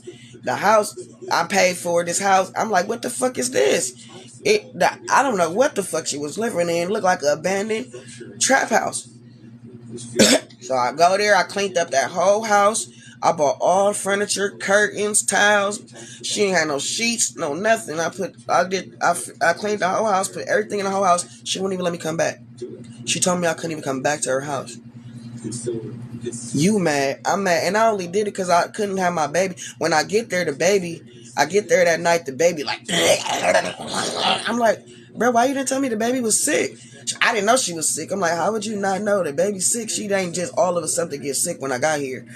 So I'm like, and so I get up in the morning. I didn't see the house that night. I actually only went to the bathroom. So in the bathroom looked crazy, like abandoned building house. I'm like, what the fuck? I didn't go. She was like, don't go in under the other room, blah, blah, blah, blah, blah. Just go in there with the baby. So the first night I go in there, just going there with the baby. The second day, I don't know, either she left or something. But I'm there by myself. I'm like, what the fuck is going on in here? That's why I still can't. I think that's why I still can't breathe, because she has some thick ass white powder all over the house. And I'm like, bro, that's why the baby can't breathe. Because whatever this shit is all over the house, I can't even breathe. Anyway, I clean all that shit up, do all that shit. Her cousin that's there is cussing me out, talking about I'm a bum, I'm a homeless broke bum, and I'm only there because I'm trying to use them, and I need somewhere to stay. I'm like, bitch, I pay this rent here. Bitch, I got my own house at home. I'm like, why? I'm like, and so she telling me I'm disrespectful because her cousin, I should have shut up while this little girl, the 20-year-old girl, telling me about myself and what I need to be doing, and I'm the one paying these bills and paying the rent. So the next day, I'm like, she like, you need to go, you got to go home. I'm like, what? All right, I'm gonna get up, I'll leave. So I'm like, you know what? I ain't even coming back to this girl house. Fuck this shit. But I was like, damn, every time I want to see the baby, I decide I'm gonna go back. So the next time I went back, I wasn't gonna go back. Then my son ended up going to jail in Arizona for smuggling immigrants, and I had to go drive to Arizona to try to get him. So on the way there, something happened where he didn't get out, and her house is halfway between here and there. So she asked me to come to her house to stay at her house. She's like, you come stay over here? I'm like, nah, because last time I came there, how you treated me was crazy. And I cleaned up your house, bought all your shit. You let your cousin talk to me crazy. Let her call my mama a bunch of fat, ugly bitches. All this and that. I'm like, bro, I'm uncomfortable. But I guess this time wasn't nobody there, so she let me come. So I'm like, fuck it, I'm hella sick, and I needed somewhere to go, anywhere to be while I was sick. So I'm like, all right, I'll go. So I go there, but while I'm there for the first day or two, nobody there. But the second or third day, 2 other people come. So when they come, she start acting funny. She start acting funny and shit. And then I went to go pick my son up from Arizona, but he didn't get out because something happened with the paperwork. So I called her like, I'm coming back. She like, coming back where? I'm like, coming back over there so I can go back and pick my son tomorrow. She's like, oh, I got people over here. You can't come over here. I was like, you know what, bro? This is the last time you gonna tell me I'm not welcome to come to the motherfucking house I'm paying rent at, because somebody else that's there that ain't paying rent, that ain't help you, that ain't doing shit for you, that ain't doing shit for the baby. But you telling me I can't come over there. That's your family, this, and that. Bitch, that's my house. So that was, and that after that, she was like, she texted me like, oh, you ain't nothing but a bum anyway. With your bum ass energy, blah, blah, this, blah, blah. I'm like, this bitch really delusional. Like, she crazy. Bruh, I couldn't. The only reason that she got over with all that, because I love that baby. Like, how I love my kids. This the last month, I'm not giving up nothing else. My feeling, like, already I haven't seen the baby in 4 months. She won't send me a picture. She won't let me video time her. Nothing. Yeah, I had to. Exactly. What's the view? I had to. She can go back to her grandmama house. There's a lot of research that's been done on posture. I wasn't doing that shit for her ever. It never was for her. And that's why she kept getting mad. Like, oh, because she wanted me to be with her. And I never had no intentions on wanting to be with her. I never wanted to be with her. I just wanted to be co-parent. And so, no, I ain't nobody better than that. I'm going to always go all the way out for mine. I ain't never better than that. I love kids. I love that baby. She ain't my biological baby. I don't got no rights to her, but I love her with all my heart. And I would do it again if I could. Just at some point, I ain't finna she can go back to her grandmama's house. At this point, the reason I got the place is because I wasn't able to come spend night at her grandmama's house. So what's the point of me getting the place if I ain't there anyway? You might as well go back to your grandma's house anyway. So whoever you trying to have a place to go spend the night with, you don't need it. Tell them to get that motherfucker, because I didn't get this shit for that. I got this for the baby, so the baby can have somewhere. You feel me? To have her own shit. And so when I want to come see her, I can come see her without having no problems. But this turned into some other shit. Yeah, no, we ain't doing that. We ain't doing that. So yeah, this the last month. But I haven't sent her no actual money since July. So, but this the last month. I think I'm even sending, like, every month I send diapers, wipes, milk, food, clothes, playpens, bouncers, walkers, swings. She got everything. Yeah, she knew what she was doing. She don't care. Her care and concern ain't for the baby well-being. She think, like, she be on TikTok begging people. She used the baby to be on TikTok begging from everybody. So she went on TikTok telling everybody. So she went on TikTok trying to tell everybody the reason that that put me out the baby, like, because I'm crazy and all this and this and that, so people could think something. No, bitch, you a bad mama. You a terrible mama. You a horrible ass person. Don't try to make me look like a bad guy. So when I'm trying to tell people that she wrong for how she doing me with the baby, she want to try to make it seem like, oh, no, she just toxic or something. Like, bitch, I've never been no toxic person. I wouldn't even fuck with no kid like that. I wouldn't even do no shit like that to no baby, bitch. I did everything for you and this baby, bitch. How you gonna try to come make it seem like I'm toxic? But instead of her telling people that the truth, she tried to make it seem like, I wish I still had all the texts, bruh. This bitch begged, calling me, I need tampons. Bitch, you can't even buy yourself tampons. She lucky I deleted all that shit.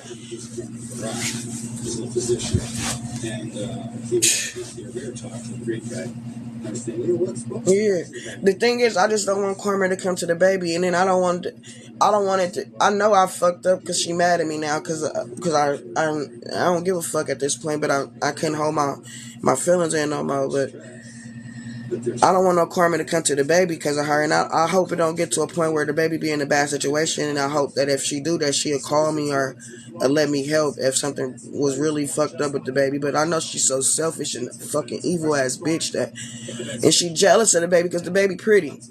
First she was jealous because the baby looked like it could be my baby. Let me just show you a picture of her and the baby real quick. She hella jealous of that. She jealous of her own baby. Some weird ass shit, bro. She's a terrible mom. And she was so jealous that I love the baby. She was like, I don't want you just coming over here loving the baby if you ain't loving me too. All you want to do is be up under the baby. You want to hold her, put her down, put her on the side. You need to spend time with me, blah blah. Like, bitch, I'm here for I came for the baby, bitch. You grown ass woman want to have all the attention. Like, she was fighting me over with the baby for attention. The last day I was there, bruh, she was so mad at me. She let the baby cry for 3 hours. Wouldn't give her a bottle because she was mad at me. Like a little ass kid. She hang around nothing but 20-year-old kids. All her friends is kids from TikTok. All her friends is a little LGBT kids from TikTok. She listening to them. She 28, 29 years old. This your first baby. You listening to a bunch of kids. You hang around a bunch of kids. You listening to a bunch of kids. I can't go do nothing. I can't do nothing. I can't do nothing. Good morning. I can't do nothing. Surgeries or their backs.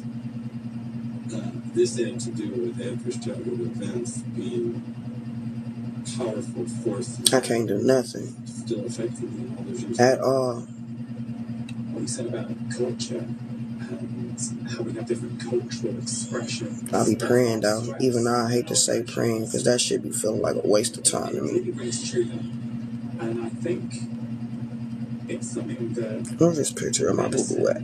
You know, I'm obviously biased by my experience here in the UK because that's where I practice, that's where I train. My mommy's. I'm not sure we take that seriously enough because we get taught how. She ain't even got no pictures of her baby. She have no pictures of her. I went and bought all the setup shit for Easter for her to take Easter pictures. She wouldn't even watch. Man, she wouldn't even take the pictures for Easter. She don't take no pictures of the baby. She never washed the baby up, never dressed the baby, nothing. But it's weird. So every time I go over there, I have to sneak and get a baby a bath. When she find out I get a baby a bath, I can't touch the baby all day. She washed the baby up with diaper wipes. She don't take baths. That's why we can't be together. She don't take baths. She didn't wash her ass. That's why we got into it over me confronting her one day like, I don't never see you.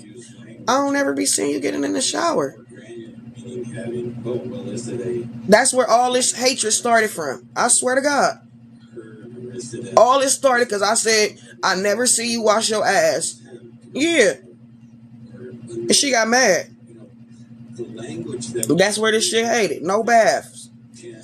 No baths. She does not take baths. So she got mad. I'm not finna be, what the fuck I'm gonna do with you? You don't take baths. You don't even wash your ass. You're a grown ass woman. And it's like she want the baby to be a dirty little, stanky, funky little girl too. And so I was buying the baby hella like learning toys, hella toys to like make her more smart and advanced. She gonna say, stop buying her that smart shit. She don't need to be smart. She gonna learn what she learn when she learn it. Like what? I ain't never heard nobody say no dumbass shit like that before. I go try to get her the walking shoes. I don't know what you getting her no walking shoes for, cause she ain't finna walk around my house. She finna be in a thing all the time. I'm like, bro, she can't get up and run around the house and play and crawl like a kid. Nah, she ain't finna do all that. She finna be in a playpen. Like, bro, you a bitch. Give my baby. I'm not leaving my baby here with you. Now she won't let me see the baby no more. She won't put no cereal in the baby bottle. The baby's sick, not eating. She won't get the baby no Pedialyte. I'm like, man, the baby get dehydrated. You gotta get a baby Pedialyte when the baby not eating, when the baby's sick. You don't know what the fuck you talking about. Man, it don't make me. Oh, man, I can't even find a picture of this bitch. My baby. I got hella pictures of my baby. I got more pictures of my baby than her, and I barely even see my baby. Nah, CPS is not it. CPS be way worse than the mama. The worstest mama in the world is better than the stranger. As fucked up as your mama may be, as twisted and as mental as your mama may be, these motherfucking strangers, they something else, and they don't give no fucks about you. Your mama might have a little love in her heart for you. These strangers, if mama gonna hurt you, you know. Alright, can I find my baby? I'm actually trying to find this picture of her black ass. That must be close. I think I'm close. I might be done. I don't know where this picture out of this girl must not be meant for me to find. Oh, it might be right here. I think there it goes. So that's her and the baby.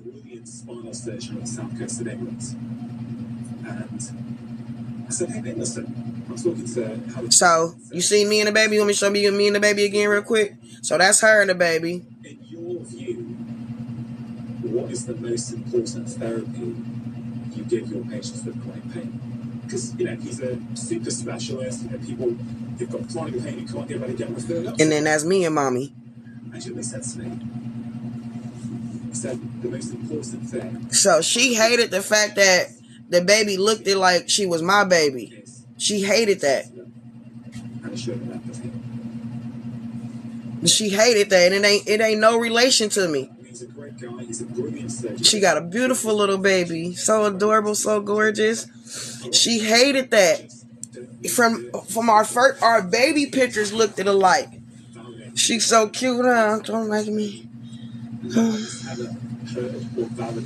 Y'all making me want to drive in my car and go down there and get myself in trouble. Stop. Y'all gonna make me get myself in trouble. Oh no. So it's like she's so jealous of the baby because the baby pretty. Like, I never knew she had that kind of heart until I seen how she treated my baby. Yeah, I mean, don't do something just to do something, because you can make it work. I tried to sweet talk her. It wasn't working.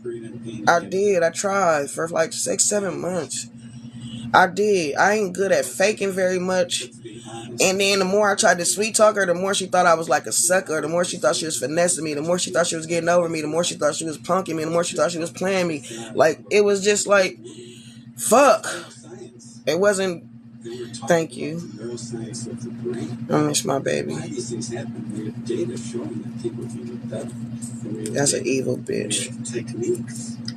My baby mama won't let me see my baby. If you're a psychotherapist or a psychologist, evil. 50% of the people coming. I did walk away, but now I still, like I said, I still been sending stuff every month. But this is my last month sending stuff.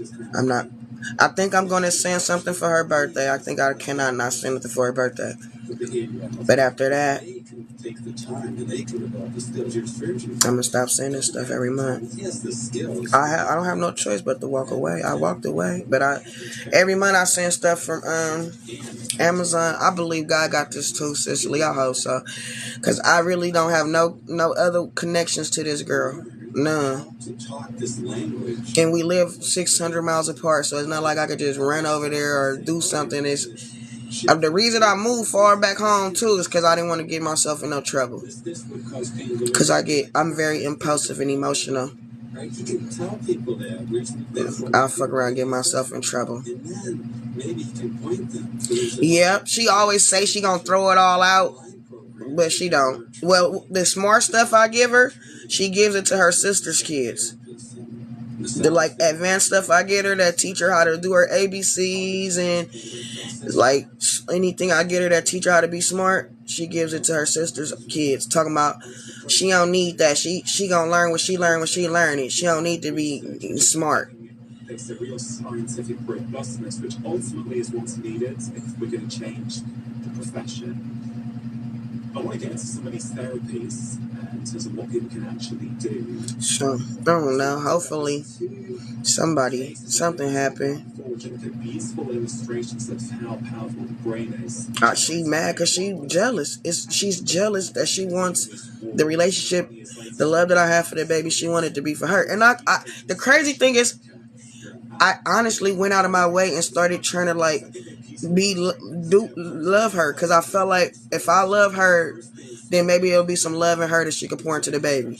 So I was actually going out of my way to like be very, very affectionate to her and kind to her. Like I was treating her like my baby mama, like a girlfriend. Like I was treating her like that, but I probably wasn't like, maybe like as much as she wanted this. She could probably tell that it wasn't really like what she wanted it to be. I don't know. In my mind though, I felt like I was going out of my way to try to make her feel like, you feel me, to give her what she wanted a little bit, because I felt like it was the best for the baby. I was willing to do whatever that was best for the baby. I don't care if you're judging. I didn't even read that. You're right. I don't judge her. It's not that I judge her. It's that she wants me. I don't. So I don't know how to explain it to you. It's not. I don't judge her. I really don't care. I love the baby so much that I would do anything for the baby. I would do anything for her. Love her mama, treat her mama good, whatever, just so my baby could be happy and healthy. But it's she doesn't want me. She just wants my money and my support. I don't. She do. I can't explain this shit to you. It's a deeper situation than it. You probably missed part of it where I was telling you from the beginning. I wasn't the first person that she was with when she first got pregnant. So Looks like seizures. it's a lot. It's a lot going on. They know how to treat seizures first, but they put them in the EEG machine while they're having the thing. They might have. I don't know what that meant, honey bunny. While they're having this seizure activity. I can't get no custody. It's not my baby. They need to understand that. She don't want my support. The only support she takes is my money. So, I try in that unicorn. It's not happening. in the third case, this is the guy again. Somebody happens to be a physician. I don't know what to do for the baby. I don't know what she need. I haven't seen her in months. I haven't talked to her in months. I felt like for the first 4 months, I felt like I was doing because I'm a mama, so I kind of got an idea of what I could think of a baby need or stuff. But at this point, I don't know what size she wear no more. I don't know really what she need no more. I really don't know. So up until this the last month, I sent the snow coat and shit this month. And after this, I really don't know what to send. I don't know what she need. I don't know how big she is. I don't know what she eating. I don't know. So what do I continue to do? I'm from Oakland. Yeah, I got money in the account if she asks me. But I mean, this not, so I don't think you understand this. It's not, I have no rights to this baby. Nice to meet you too. I have no rights to this baby. This is a girl that I was dating. She did IVF. She never let me sign no papers. I never signed no papers, so I can't do nothing. She may be calling somebody else her co-parent right now. So I may never see that baby again. To just illustrate what it's all Exactly, Treat. That's all I could do. I'm right at this moment. I'm literally just retrain the brain. folding my hands. Is that what they say? Folding my arms. Whatever you say. Now, At this moment, if whatever meant to be, you feel me? If she need me, I will always be there. Medications weren't working for me. So learning. Not yet. I gotta go do my therapy. And before I do my therapy, I gotta finish getting my stuff ready. So I'm gonna have to end this live with y'all in a minute because I can't get my stuff ready on live because people be reporting my damn live. Unicorn, that's what I hope. Not even older, just as a baby, I hope nothing happened to my baby because she has all these weird people around my baby, which is why we don't get along. She has a weird lifestyle. She lives a very questionable lifestyle.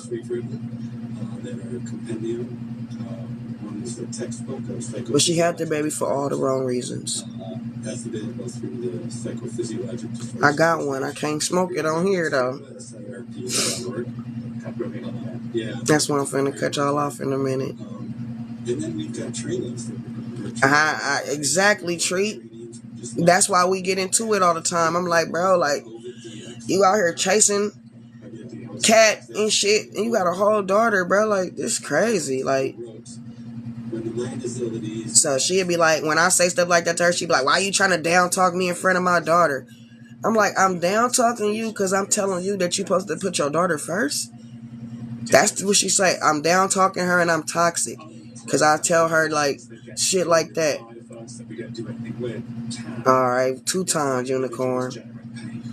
No, she didn't. And then she keep talking about she kept asking me for the money to pay for the egg. She got frozen so she could have another baby. And I'm like, man, you don't even want this baby. You don't even want this one. You keep talking about having another baby. You don't even want this one.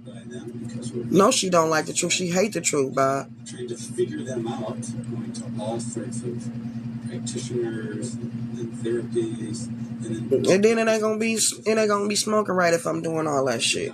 That shit fuck off the whole vibe of smoking when you trying to sneak and hit it like a little ass kid. Yes, I stopped paying rent in July. The crazy thing, can I tell you? She was getting rapid rehousing, so she wasn't even paying rent. She just started paying rent So when we in July. She thought I didn't know that she wasn't paying rent all that time. Because when I gave her the money to find a place, she went to the homeless people and told them she was homeless and went and got them to get her a place. She don't think I know all this. you just But I wasn't tripping because I know when you got a baby, you still have to have, all this, all that. I wasn't tripping. I still wasn't tripping. I never was tripping. I never cared about the money or helping with the money. As long as the baby was took care of, I didn't give a fuck what she thought she was getting over on, honestly. But now I don't even know what's going on with the baby. I don't know if the baby took care of. I don't know. I don't know. I haven't heard nothing. I want to drive down there, but I don't want to get myself in trouble. She's the kind of person that'll put me in jail. That'll want to put me in jail so I could lose everything. my God, it is my dream. Oh my goodness, I'm going to be okay. Please. Relief. Yes, please. I hope she's doing good. Knowledge alone. She about to be one. Nothing else, even when the penny drops inside you there. Wait a minute. This is nothing serious physically, this is not anything structural. I don't know her Facebook. She wouldn't let me know nothing about her real personal business. She knew what she was doing. I told somebody else that she knew what she was doing. Like I told you, I just never cared. Because I never cared about her like that, honestly. I only cared about the baby, so I never really tripped off getting so deep into it with her. Because as long as the baby was cool, that's all I cared about. And he taught me. Yeah, that is. That's the only one she got, though. His books are still. I love that baby. In fact, Sarno's books, which state this, and he was brilliant in how he thought about it. Yeah, if anybody y'all live know her, y'all better tell her. They probably do know her. He wasn't right about every little detail, but One of her friends probably brought their messy ass in there, but she won't say nothing to me still. She will not say nothing to me. She know she wrong. And it's happening. There's a documentary on Dr. Sarno. There's a couple documentaries to mention. One is on Dr. Sarno called All the Rage, produced by Michael Glantz. Man, it's great. It's just a great picture of him. And somebody make her come to her delusional ass senses. my work called This May Hurt. There's a couple documentaries out there. There's a new one coming out, hopefully, called Great Game. Y'all be hella mad if something happened to the baby. About the older back pain study that I was telling you about. And so there's some films that people can watch to really kind of first-hand glimpse of some of this work. Yeah, she one of those. Yes. The answer is yes. Yep, that shit been stressing me out for the last few months. It's the one thing I feel like I have no control over. Where do things like journaling and meditation fit in here? The crazy thing, that's the whole reason that I even got better because of her, because the baby.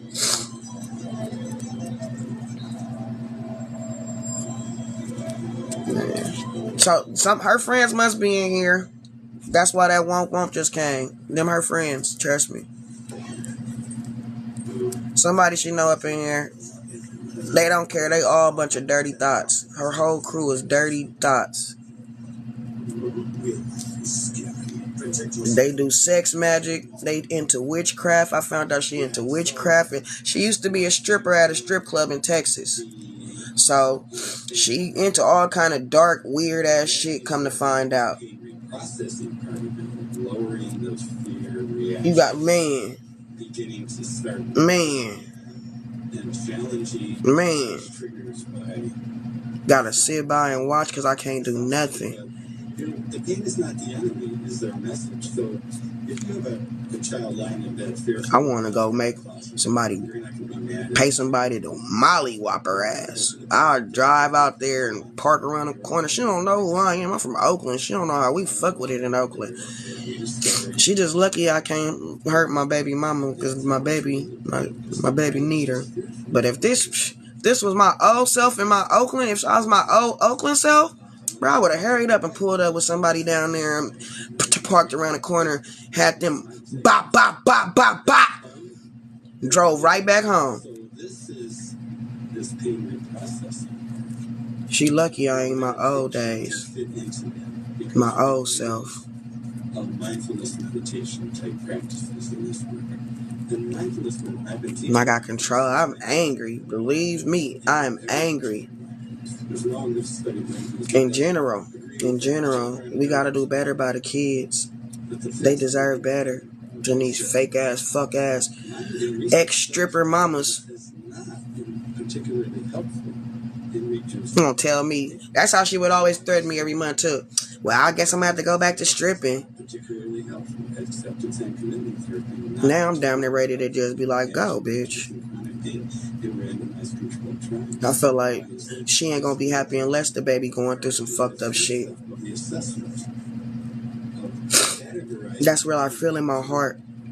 Like, she's so jealous of how pretty my baby is that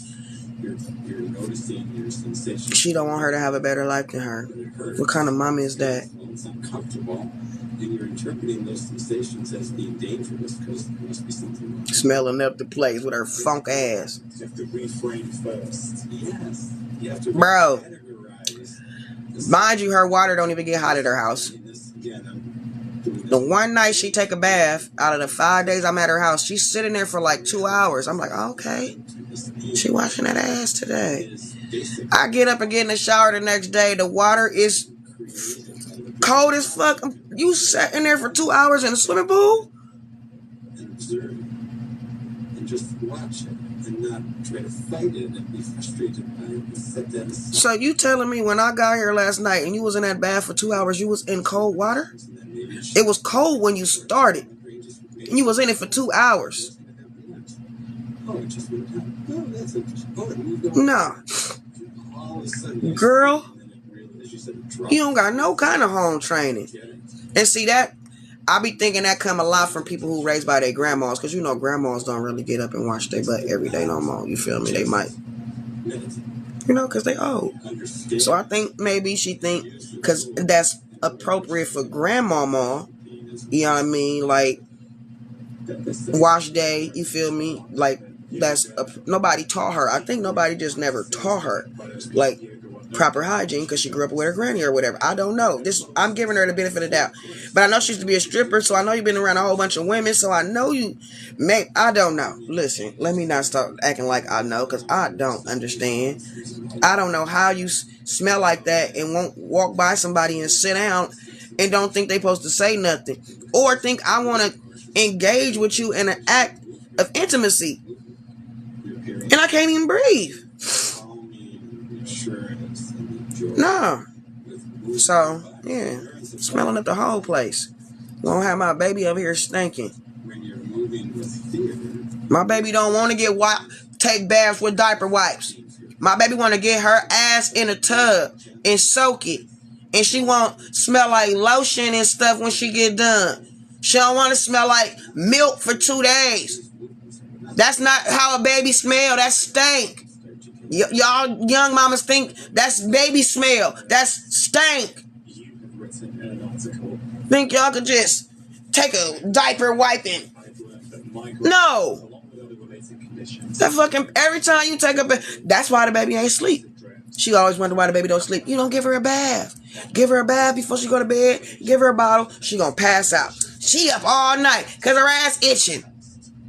All of these conditions are associated with early onset of She wipes the babies with wipes. symptoms, which sensitizes the danger signal. Early onset of stress like adverse childhood events.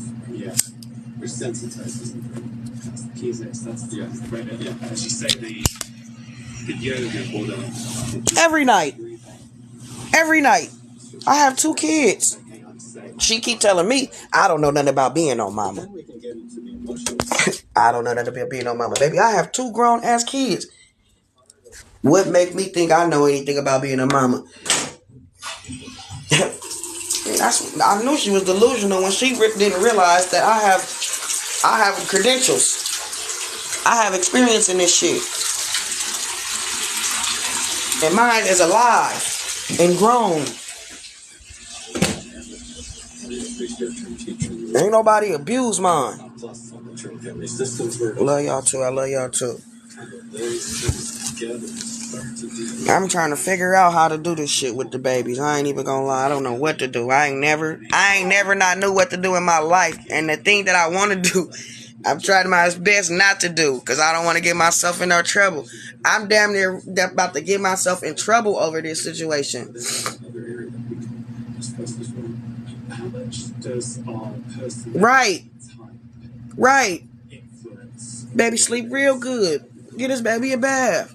Get that damn baby a bath. I give her a bath in the middle of the day. She go to sleep. She wouldn't let me touch her for the rest of the day.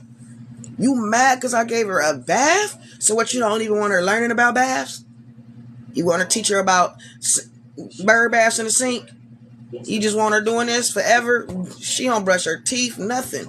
I'm not talking about the baby. The baby ain't got no teeth. The mama don't brush her teeth, don't wash her ass, nothing. Can affect our adult experiences, how we are when we get triggered by our partners, all kinds of different things.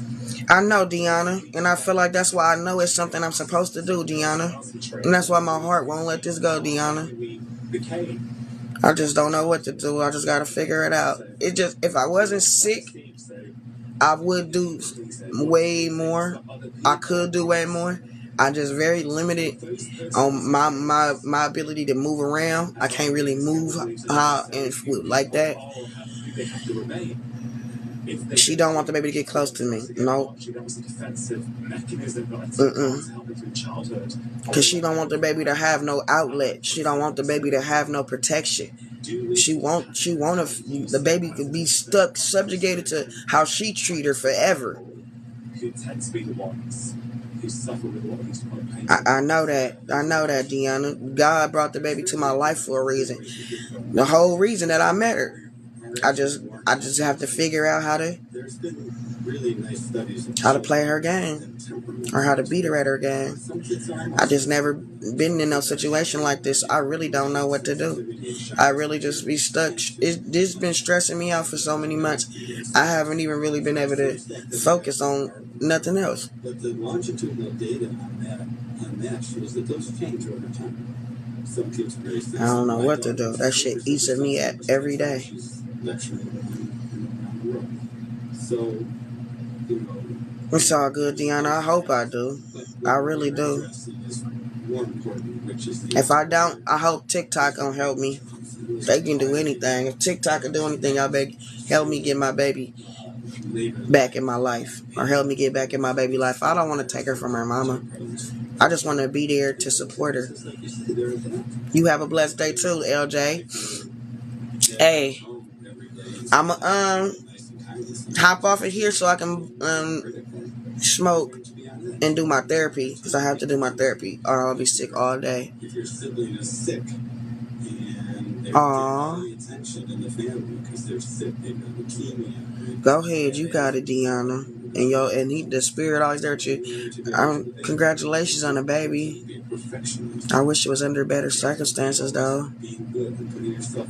Man, unicorn. And that's all I want to do. I hope.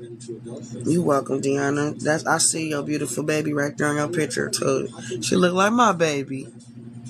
Is that a she? That's putting more pressure on ourselves, more pressure on this danger signal. And so that is an important. Oh, she cute. She look like my baby. You still that picture of my baby? She cute. I'll follow y'all. I like kids. I ain't gonna lie, they do something to me. They make me light up. Oh, that's a grown-er baby right there. That ain't your baby, is it? Or is that you on your picture? I can't tell if that's you or a baby now. I like kids though. Yeah, I love babies. I love kids. It don't even matter. I love grown kids, teenager kids. I fuck with the kids. I really fuck with the kids. I love the kids. The kids is the future. You feel me? I love kids. But I love babies, especially girls. They just make you just light up. Yeah. They got me. Don't tell them they got me. Oh, you only got one girl? Yeah, I hope I don't have a lot of girls. Boy, they gonna rip me a new one.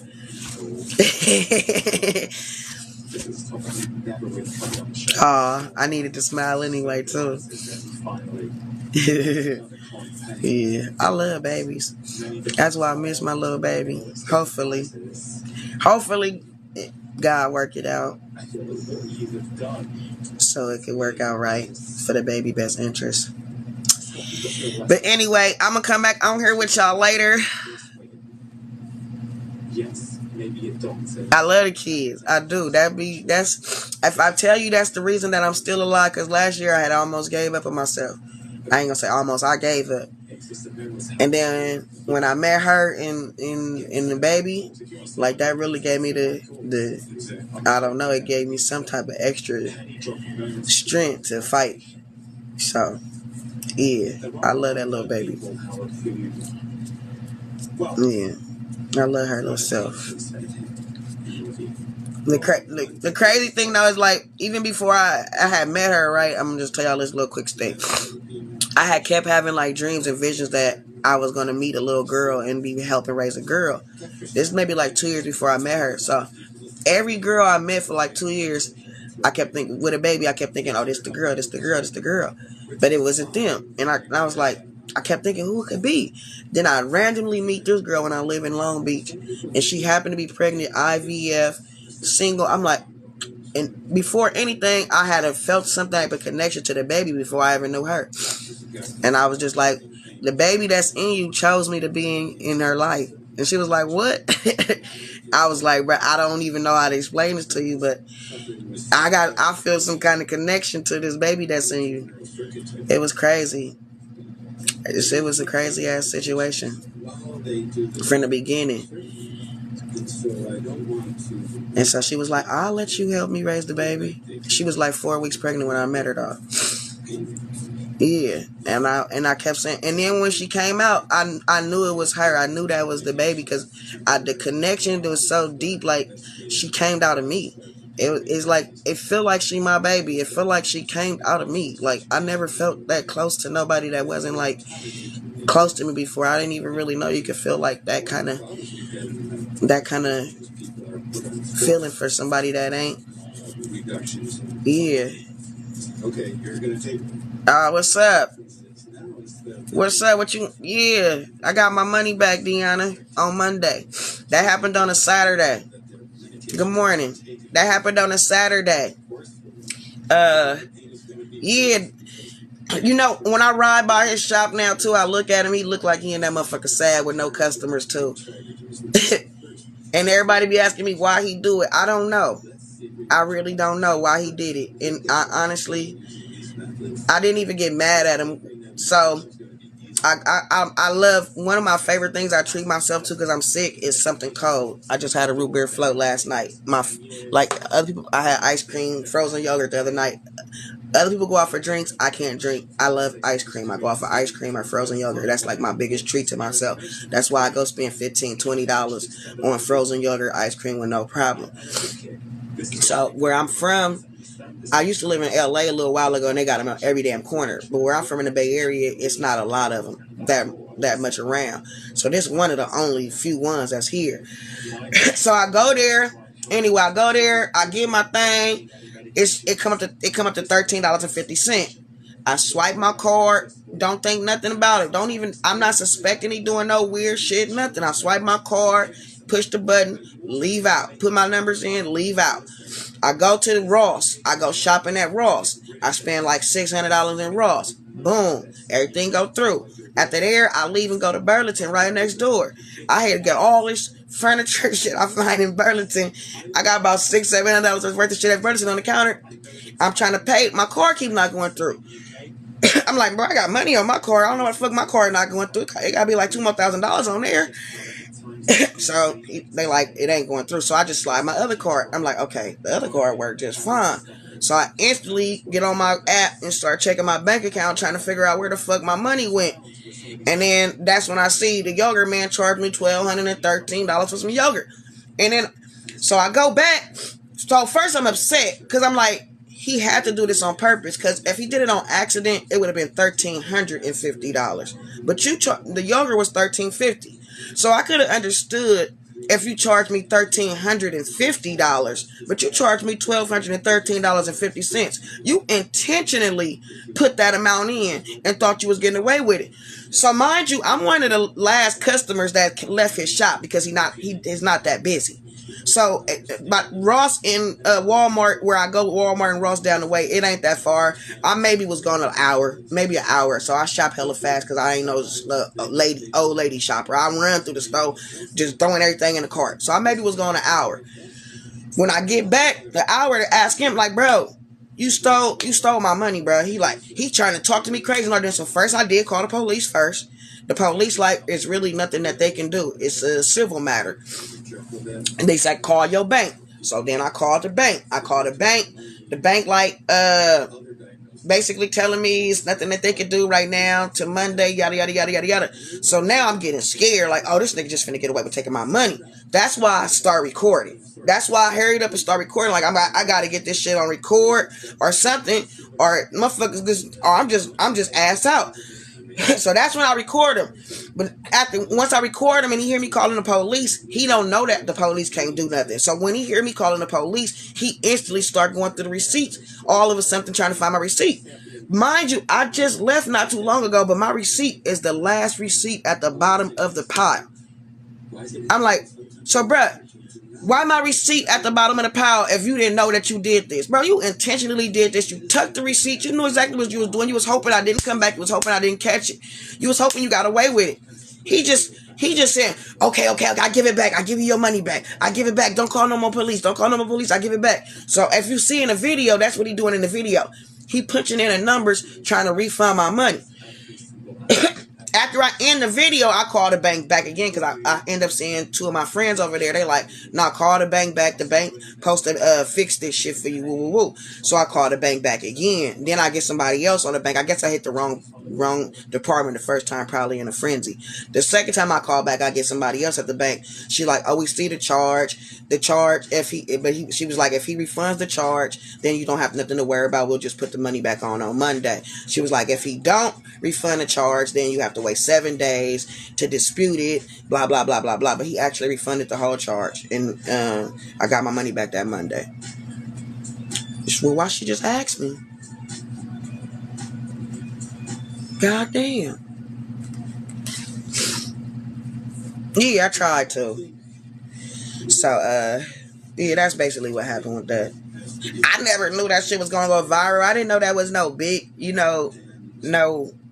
I didn't know it was no content. I was just trying to post something to make a record. You feel me? Just to get a recording of it. I was so like outdone. I was like, what the fuck? So I'm just trying to record it and post it real quick just to get it, documented. Not knowing that shit was like that. Words that people have been given, like thank you, Deanna. Jim Dick and the names. Yeah. So I had a lot of racist people in there telling me that he couldn't have did it to me because I'm black. And they don't, black people steal, they don't steal.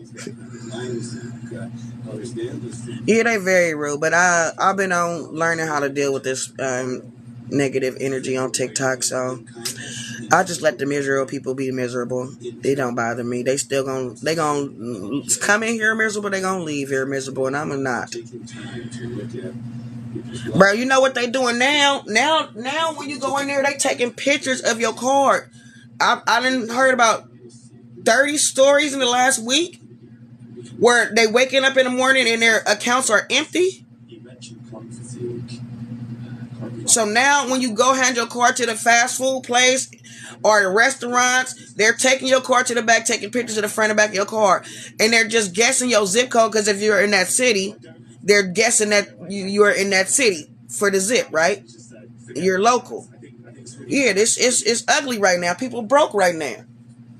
Times is hard right now. People trying anything right now. Yeah, motherfuckers act like I was lying. Like, what the fuck I'm alive for? The cornballs? Are you so broke? You're black. You don't even have $1,200. You're black. What? Nah. Nah, and his people gonna come out the woodworks and stick up for him. And I'm the one that's getting talked about like I ain't shit. And he the one stole from me. It's damn near illegal to be black in this country. If you black in this country, you always the one doing wrong. Nobody can do you wrong because you ain't shit. You ain't got shit. You ain't worth shit. So can't nobody do you wrong. People with pre-existing I really don't be tripping. I use my card all the time. I ain't gonna even lie. There's research showing that You know, he was Asian.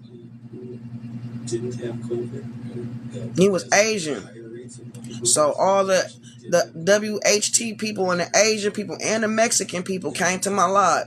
I mean, you can go look at my comments on that post. All the Mexicans, the WH, the colonizers, and the Latino people and the Asians. If there's no explanation, Yeah, they was. Yeah, they gave me my money back Monday. It happened on a Saturday. The bank, obviously I couldn't get my money back on Sunday, and it was the bank. It was already past banking hours on Saturday, so on Monday I got my money back. But that was an inconvenience. What if I had something to do with my money for that weekend?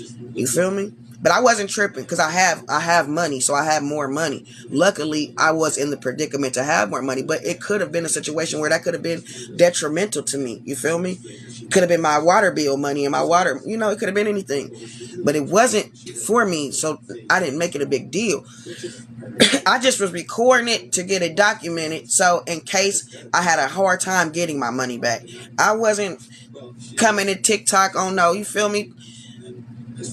I didn't even know how TikTok really operated like that. That post allowed me a lot to learn how TikTok operated. But yeah, I never was looking for no clout or nothing like that. The shit just happened. The shit just fucking happened. And I was just trying to document it, and I wasn't mad at him, as you can see. And that's what they try to say I was harassing and bullying. All I said was the man stole my money. But I'm black, so I can't say that and without being bullying somebody.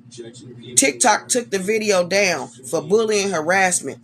Because of their label is or isn't real, but it's taking the time to investigate it and care for it. It's illegal to be black, I feel like, in this country, on social media, anything. Well, it's just what we. So I just wasn't tripping. So that's why I just decided I ain't gonna respond to none of these comments, because these people don't know what the fuck they talking about. These people just talking. And a lot of people mad because it's they people, and they feel like I'm exposing they people as a bad person when they feel like only our people do shit like that. You feel me? In the world, they try to make it seem like that's what our people do. Nobody else does those things. That's our people. So they don't like it when you exposing that it's not them, and then they doing it to one of us. So that's like reverse racism type shit to them. Who the fuck you think you are to be pointing out that somebody did something to you? You ain't got shit. That's this, and this is their mentality. That's what I feel like. The defamation is the TikTok caused the most pain to me than he did. TikTok, because 1.5 million people saw that. So 1.5 million people thinking I'm lying and I'm a fucked up person and I'm scandalous and I'm scamming and I'm a bully, and y'all done fucking defame my whole 1.5 million people seen this shit, bro. That's a lot of people that y'all making me look bad to. Yeah, I'm definitely looking forward to trying to file a lawsuit against TikTok. I'm waiting.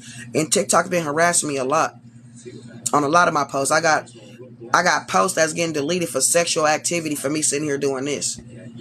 Like that's distress for me at this point. I'm starting to feel like I'm mentally being distressed by this app. So that's when I'm finna make a claim against TikTok. Yeah, that's definitely defamation. And 1.5 million people saw that. Like, nah, bro, you made me look. And TikTok didn't even ask me first. That's why I posted the receipt. They forced me to post the receipt. Y'all didn't even ask me first. Y'all didn't give me the benefit of the doubt. Y'all automatically assumed because I was black and the other person was non-black that I was doing something egregious. Automatically. Emotional stuff, sleep, stress, whatever it might be. I'm not talking about you reposting nobody's video and taking it down. I'm talking about me having something bad happening to me and TikTok turning it around and saying that I did the bad thing. So I don't know what you're talking about. We're not talking about the same thing. Many times all day, but I say this. That's not what we're talking about.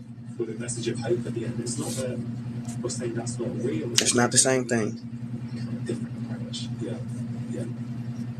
The power of the brain is in peace. Good morning. Yes, I think everybody should follow. So they do have a class action law firm that's going against TikTok. I'll keep posting it for y'all. The last times I posted, I didn't post the phone number. I'll repost it again with the phone number because I know that they're doing it to a lot of black content creators and a lot of people. Defamation, censorship, all that shit. Y'all can file a class action claim against TikTok for that. Removing your, because that's a stress and distress to you. It's for mental health and mental stress. If you coming on here and you trying to tell your story and they're telling you your story not real and are fake, they don't know what that's doing to you mentally. They ask this question. If you're coming on here to engage with people because you're having some type of limited mobility or limited a situation in your life and then they're allowing people to harass you due to that, then TikTok is liable for that. So they're liable for a lot of shit. Don't expect that everybody who's listening. They don't care about no fake accounts at all. They TikTok make their money off the fake accounts. Well, I think you're a huge part of this change in thinking about pain that's going on. If you notice, TikTok right now, basically that's how that's why they run all the bots and shit, because they running the app off of numbers. So all the advertisers, you can go look this up, all the advertisers have left all the other platforms and come to TikTok because of the numbers. They don't give a fuck how many accounts you make. I'm finna leave. I gotta go do my therapy. I'm telling them I'm gonna leave for 20 minutes. I love y'all. That's why I keep talking to y'all. If y'all keep talking to me, asking me questions. But I really gotta go. I promise I'm coming back later on. I could still be here just because they profile me by race. The city that I live in profile me by race. I'm still living my city. My job profile me by race. I still go to my job every day. The stores that I go shop at profile me by race. I still go shop at them stores every day. The cell phone company that I call and sometimes I talk to the operator. They don't like me. They profile me by race. I still use my cell phone every day. Tell me how that makes sense. Just because this is a racist country. They profile us by race, everything we do. So what we supposed to do? Stop living? Huh? Oh, y'all mad at us? Cause we tired of getting treated like this. We sick of y'all treating us certain ways because of how we are. We sick of y'all evilness. We sick of y'all demonic ways. We sick of y'all lying about us. We sick of y'all entitlement. We sick of y'all thinking y'all somebody that y'all not. We sick of y'all egregious behavior. We sick of y'all dehumanizing everybody else. We sick of y'all colonizing the world and acting like y'all got the right to. We sick of y'all being imperialists. We are sick of y'all. If y'all sick of hearing it, stop doing it. Y'all want to do it and then us to shut up? Is that what it is? Talks about this in the context. You want us to take it quietly? Relationships, romantic relationships, but familial and work relationships as well. And he talks about because we sick of a lot of shit. If that's all y'all sick of, then that's easy. Close your ears. Stop watching us. Stop listening to us. Stop tuning into us. But the shit we sick of, we can't stop. I bet us have a blessed day. You got the wrong one, huh? You thought you had the right one, huh? No, you got the wrong one. I know how to play this game. You wanted to get my live stream banned? That's not going to work. I know how to talk your talk. I know how to talk in circles, too. I know how to play your game, too. We all sick. Talk about sick. We been sick. Y'all better be cool, because you know what happened when you push people to the edge, right? That is how to determine if somebody is lying by asking. Y'all best leave people alone. Talk about what they sick of. Like anybody supposed to give a fuck what y'all sick of. We tired of hearing what y'all sick of. Y'all so used to the world catering to y'all and caring about y'all feelings. Y'all think that y'all supposed to come tell us that y'all sick of us living and we supposed to just so that they can best serve you. They wish Y'all should have kept y'all ass over there in the Caucasus Mountains. Nobody invited y'all over here. How y'all gonna come crash our party and then tell us y'all don't like the party? We didn't even invite y'all to the party. Thank the sponsors of today's podcast. Y'all rolled up on y'all Mayflower on y'all own accord. It's what I believe is No invite. at-home self-cooling cold plunge for delivered cold exposure. I've talked numerous times on this podcast. Talk about somebody sick. Benefits of delivered cold Baby, exposure. we sick. Especially delivered cold exposure done up to the neck in water. And nobody said you can't. We just said don't be sick of it. If you gonna come over here, don't come to the party complaining. If you don't like the party, leave the party. You wasn't even invited. Nobody's gonna care if you leave. We're not gonna miss you. Very easy to get your delivered cold. They know what they doing. Doesn't require much cleaning. In fact, They know what they doing. That's what they came in here for. These are colonizers. They call me monster. easy so that anyone This what they doing. itself can get it delivered. They're mad. They don't like intelligent people like me. So I told you, as soon as you start talking about that yoga video, you're triggering them because they really in their mind are mad at me for having that done to me and me being the other color and the other person being my color. They're really mad at me about it. They're attacking me because that happened to me. I'm wrong because in some way, some form, I'm wrong for being my color and being taken advantage of for somebody that's not my color. In some way, so it's not that I can't breathe, it's that I can't even try to make sense of that. I don't even know how to make the words to make that make sense. Like, how the hell am I supposed to be the one that I'm supposed to feel like I'm supposed to be get talked down on because I'm black, and because somebody non-black did something wrong to me, y'all mad at me. But they also have a number of styles that perfectly comfortable wearing to dinner or to work. What that got to do with it? Who talking about white people? I wear sunglasses during the day if I happen to be driving into bright light or outside and it's just When did this become about white people? They call me monster. sunlight to set my circadian rhythm, and I suggest that you do the same.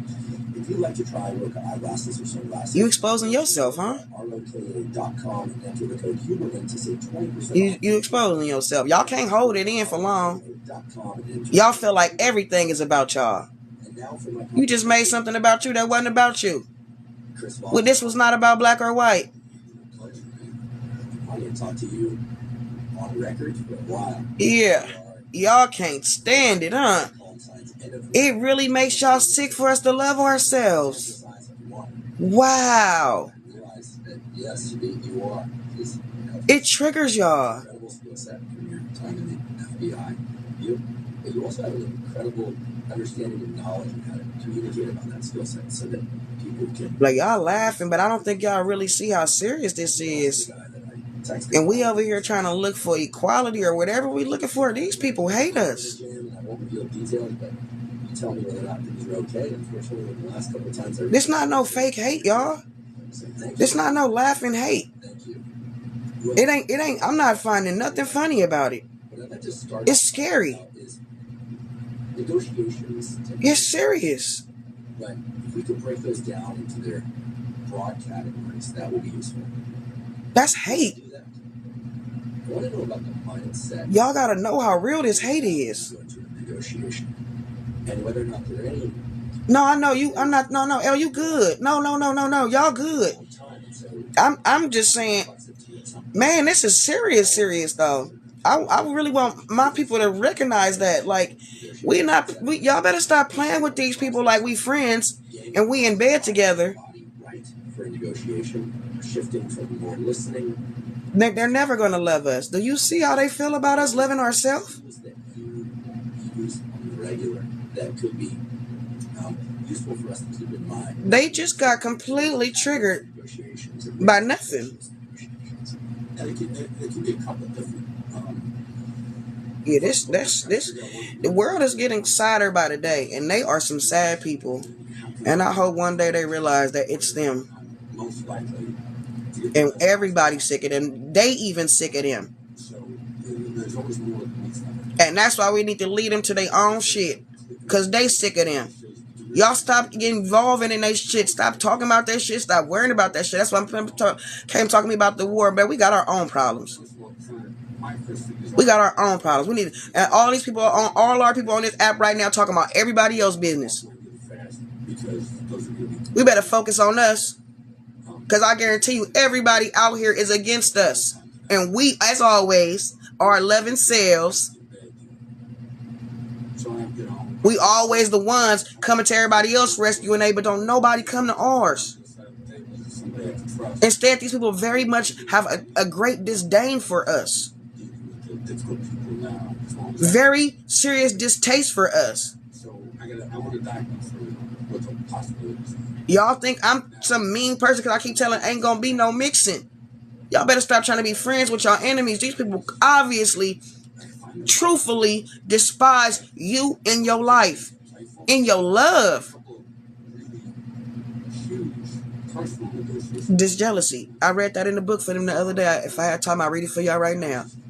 It's inherent jealousy of their beliefs that we're stronger, more talented, more beautiful, and more gifted.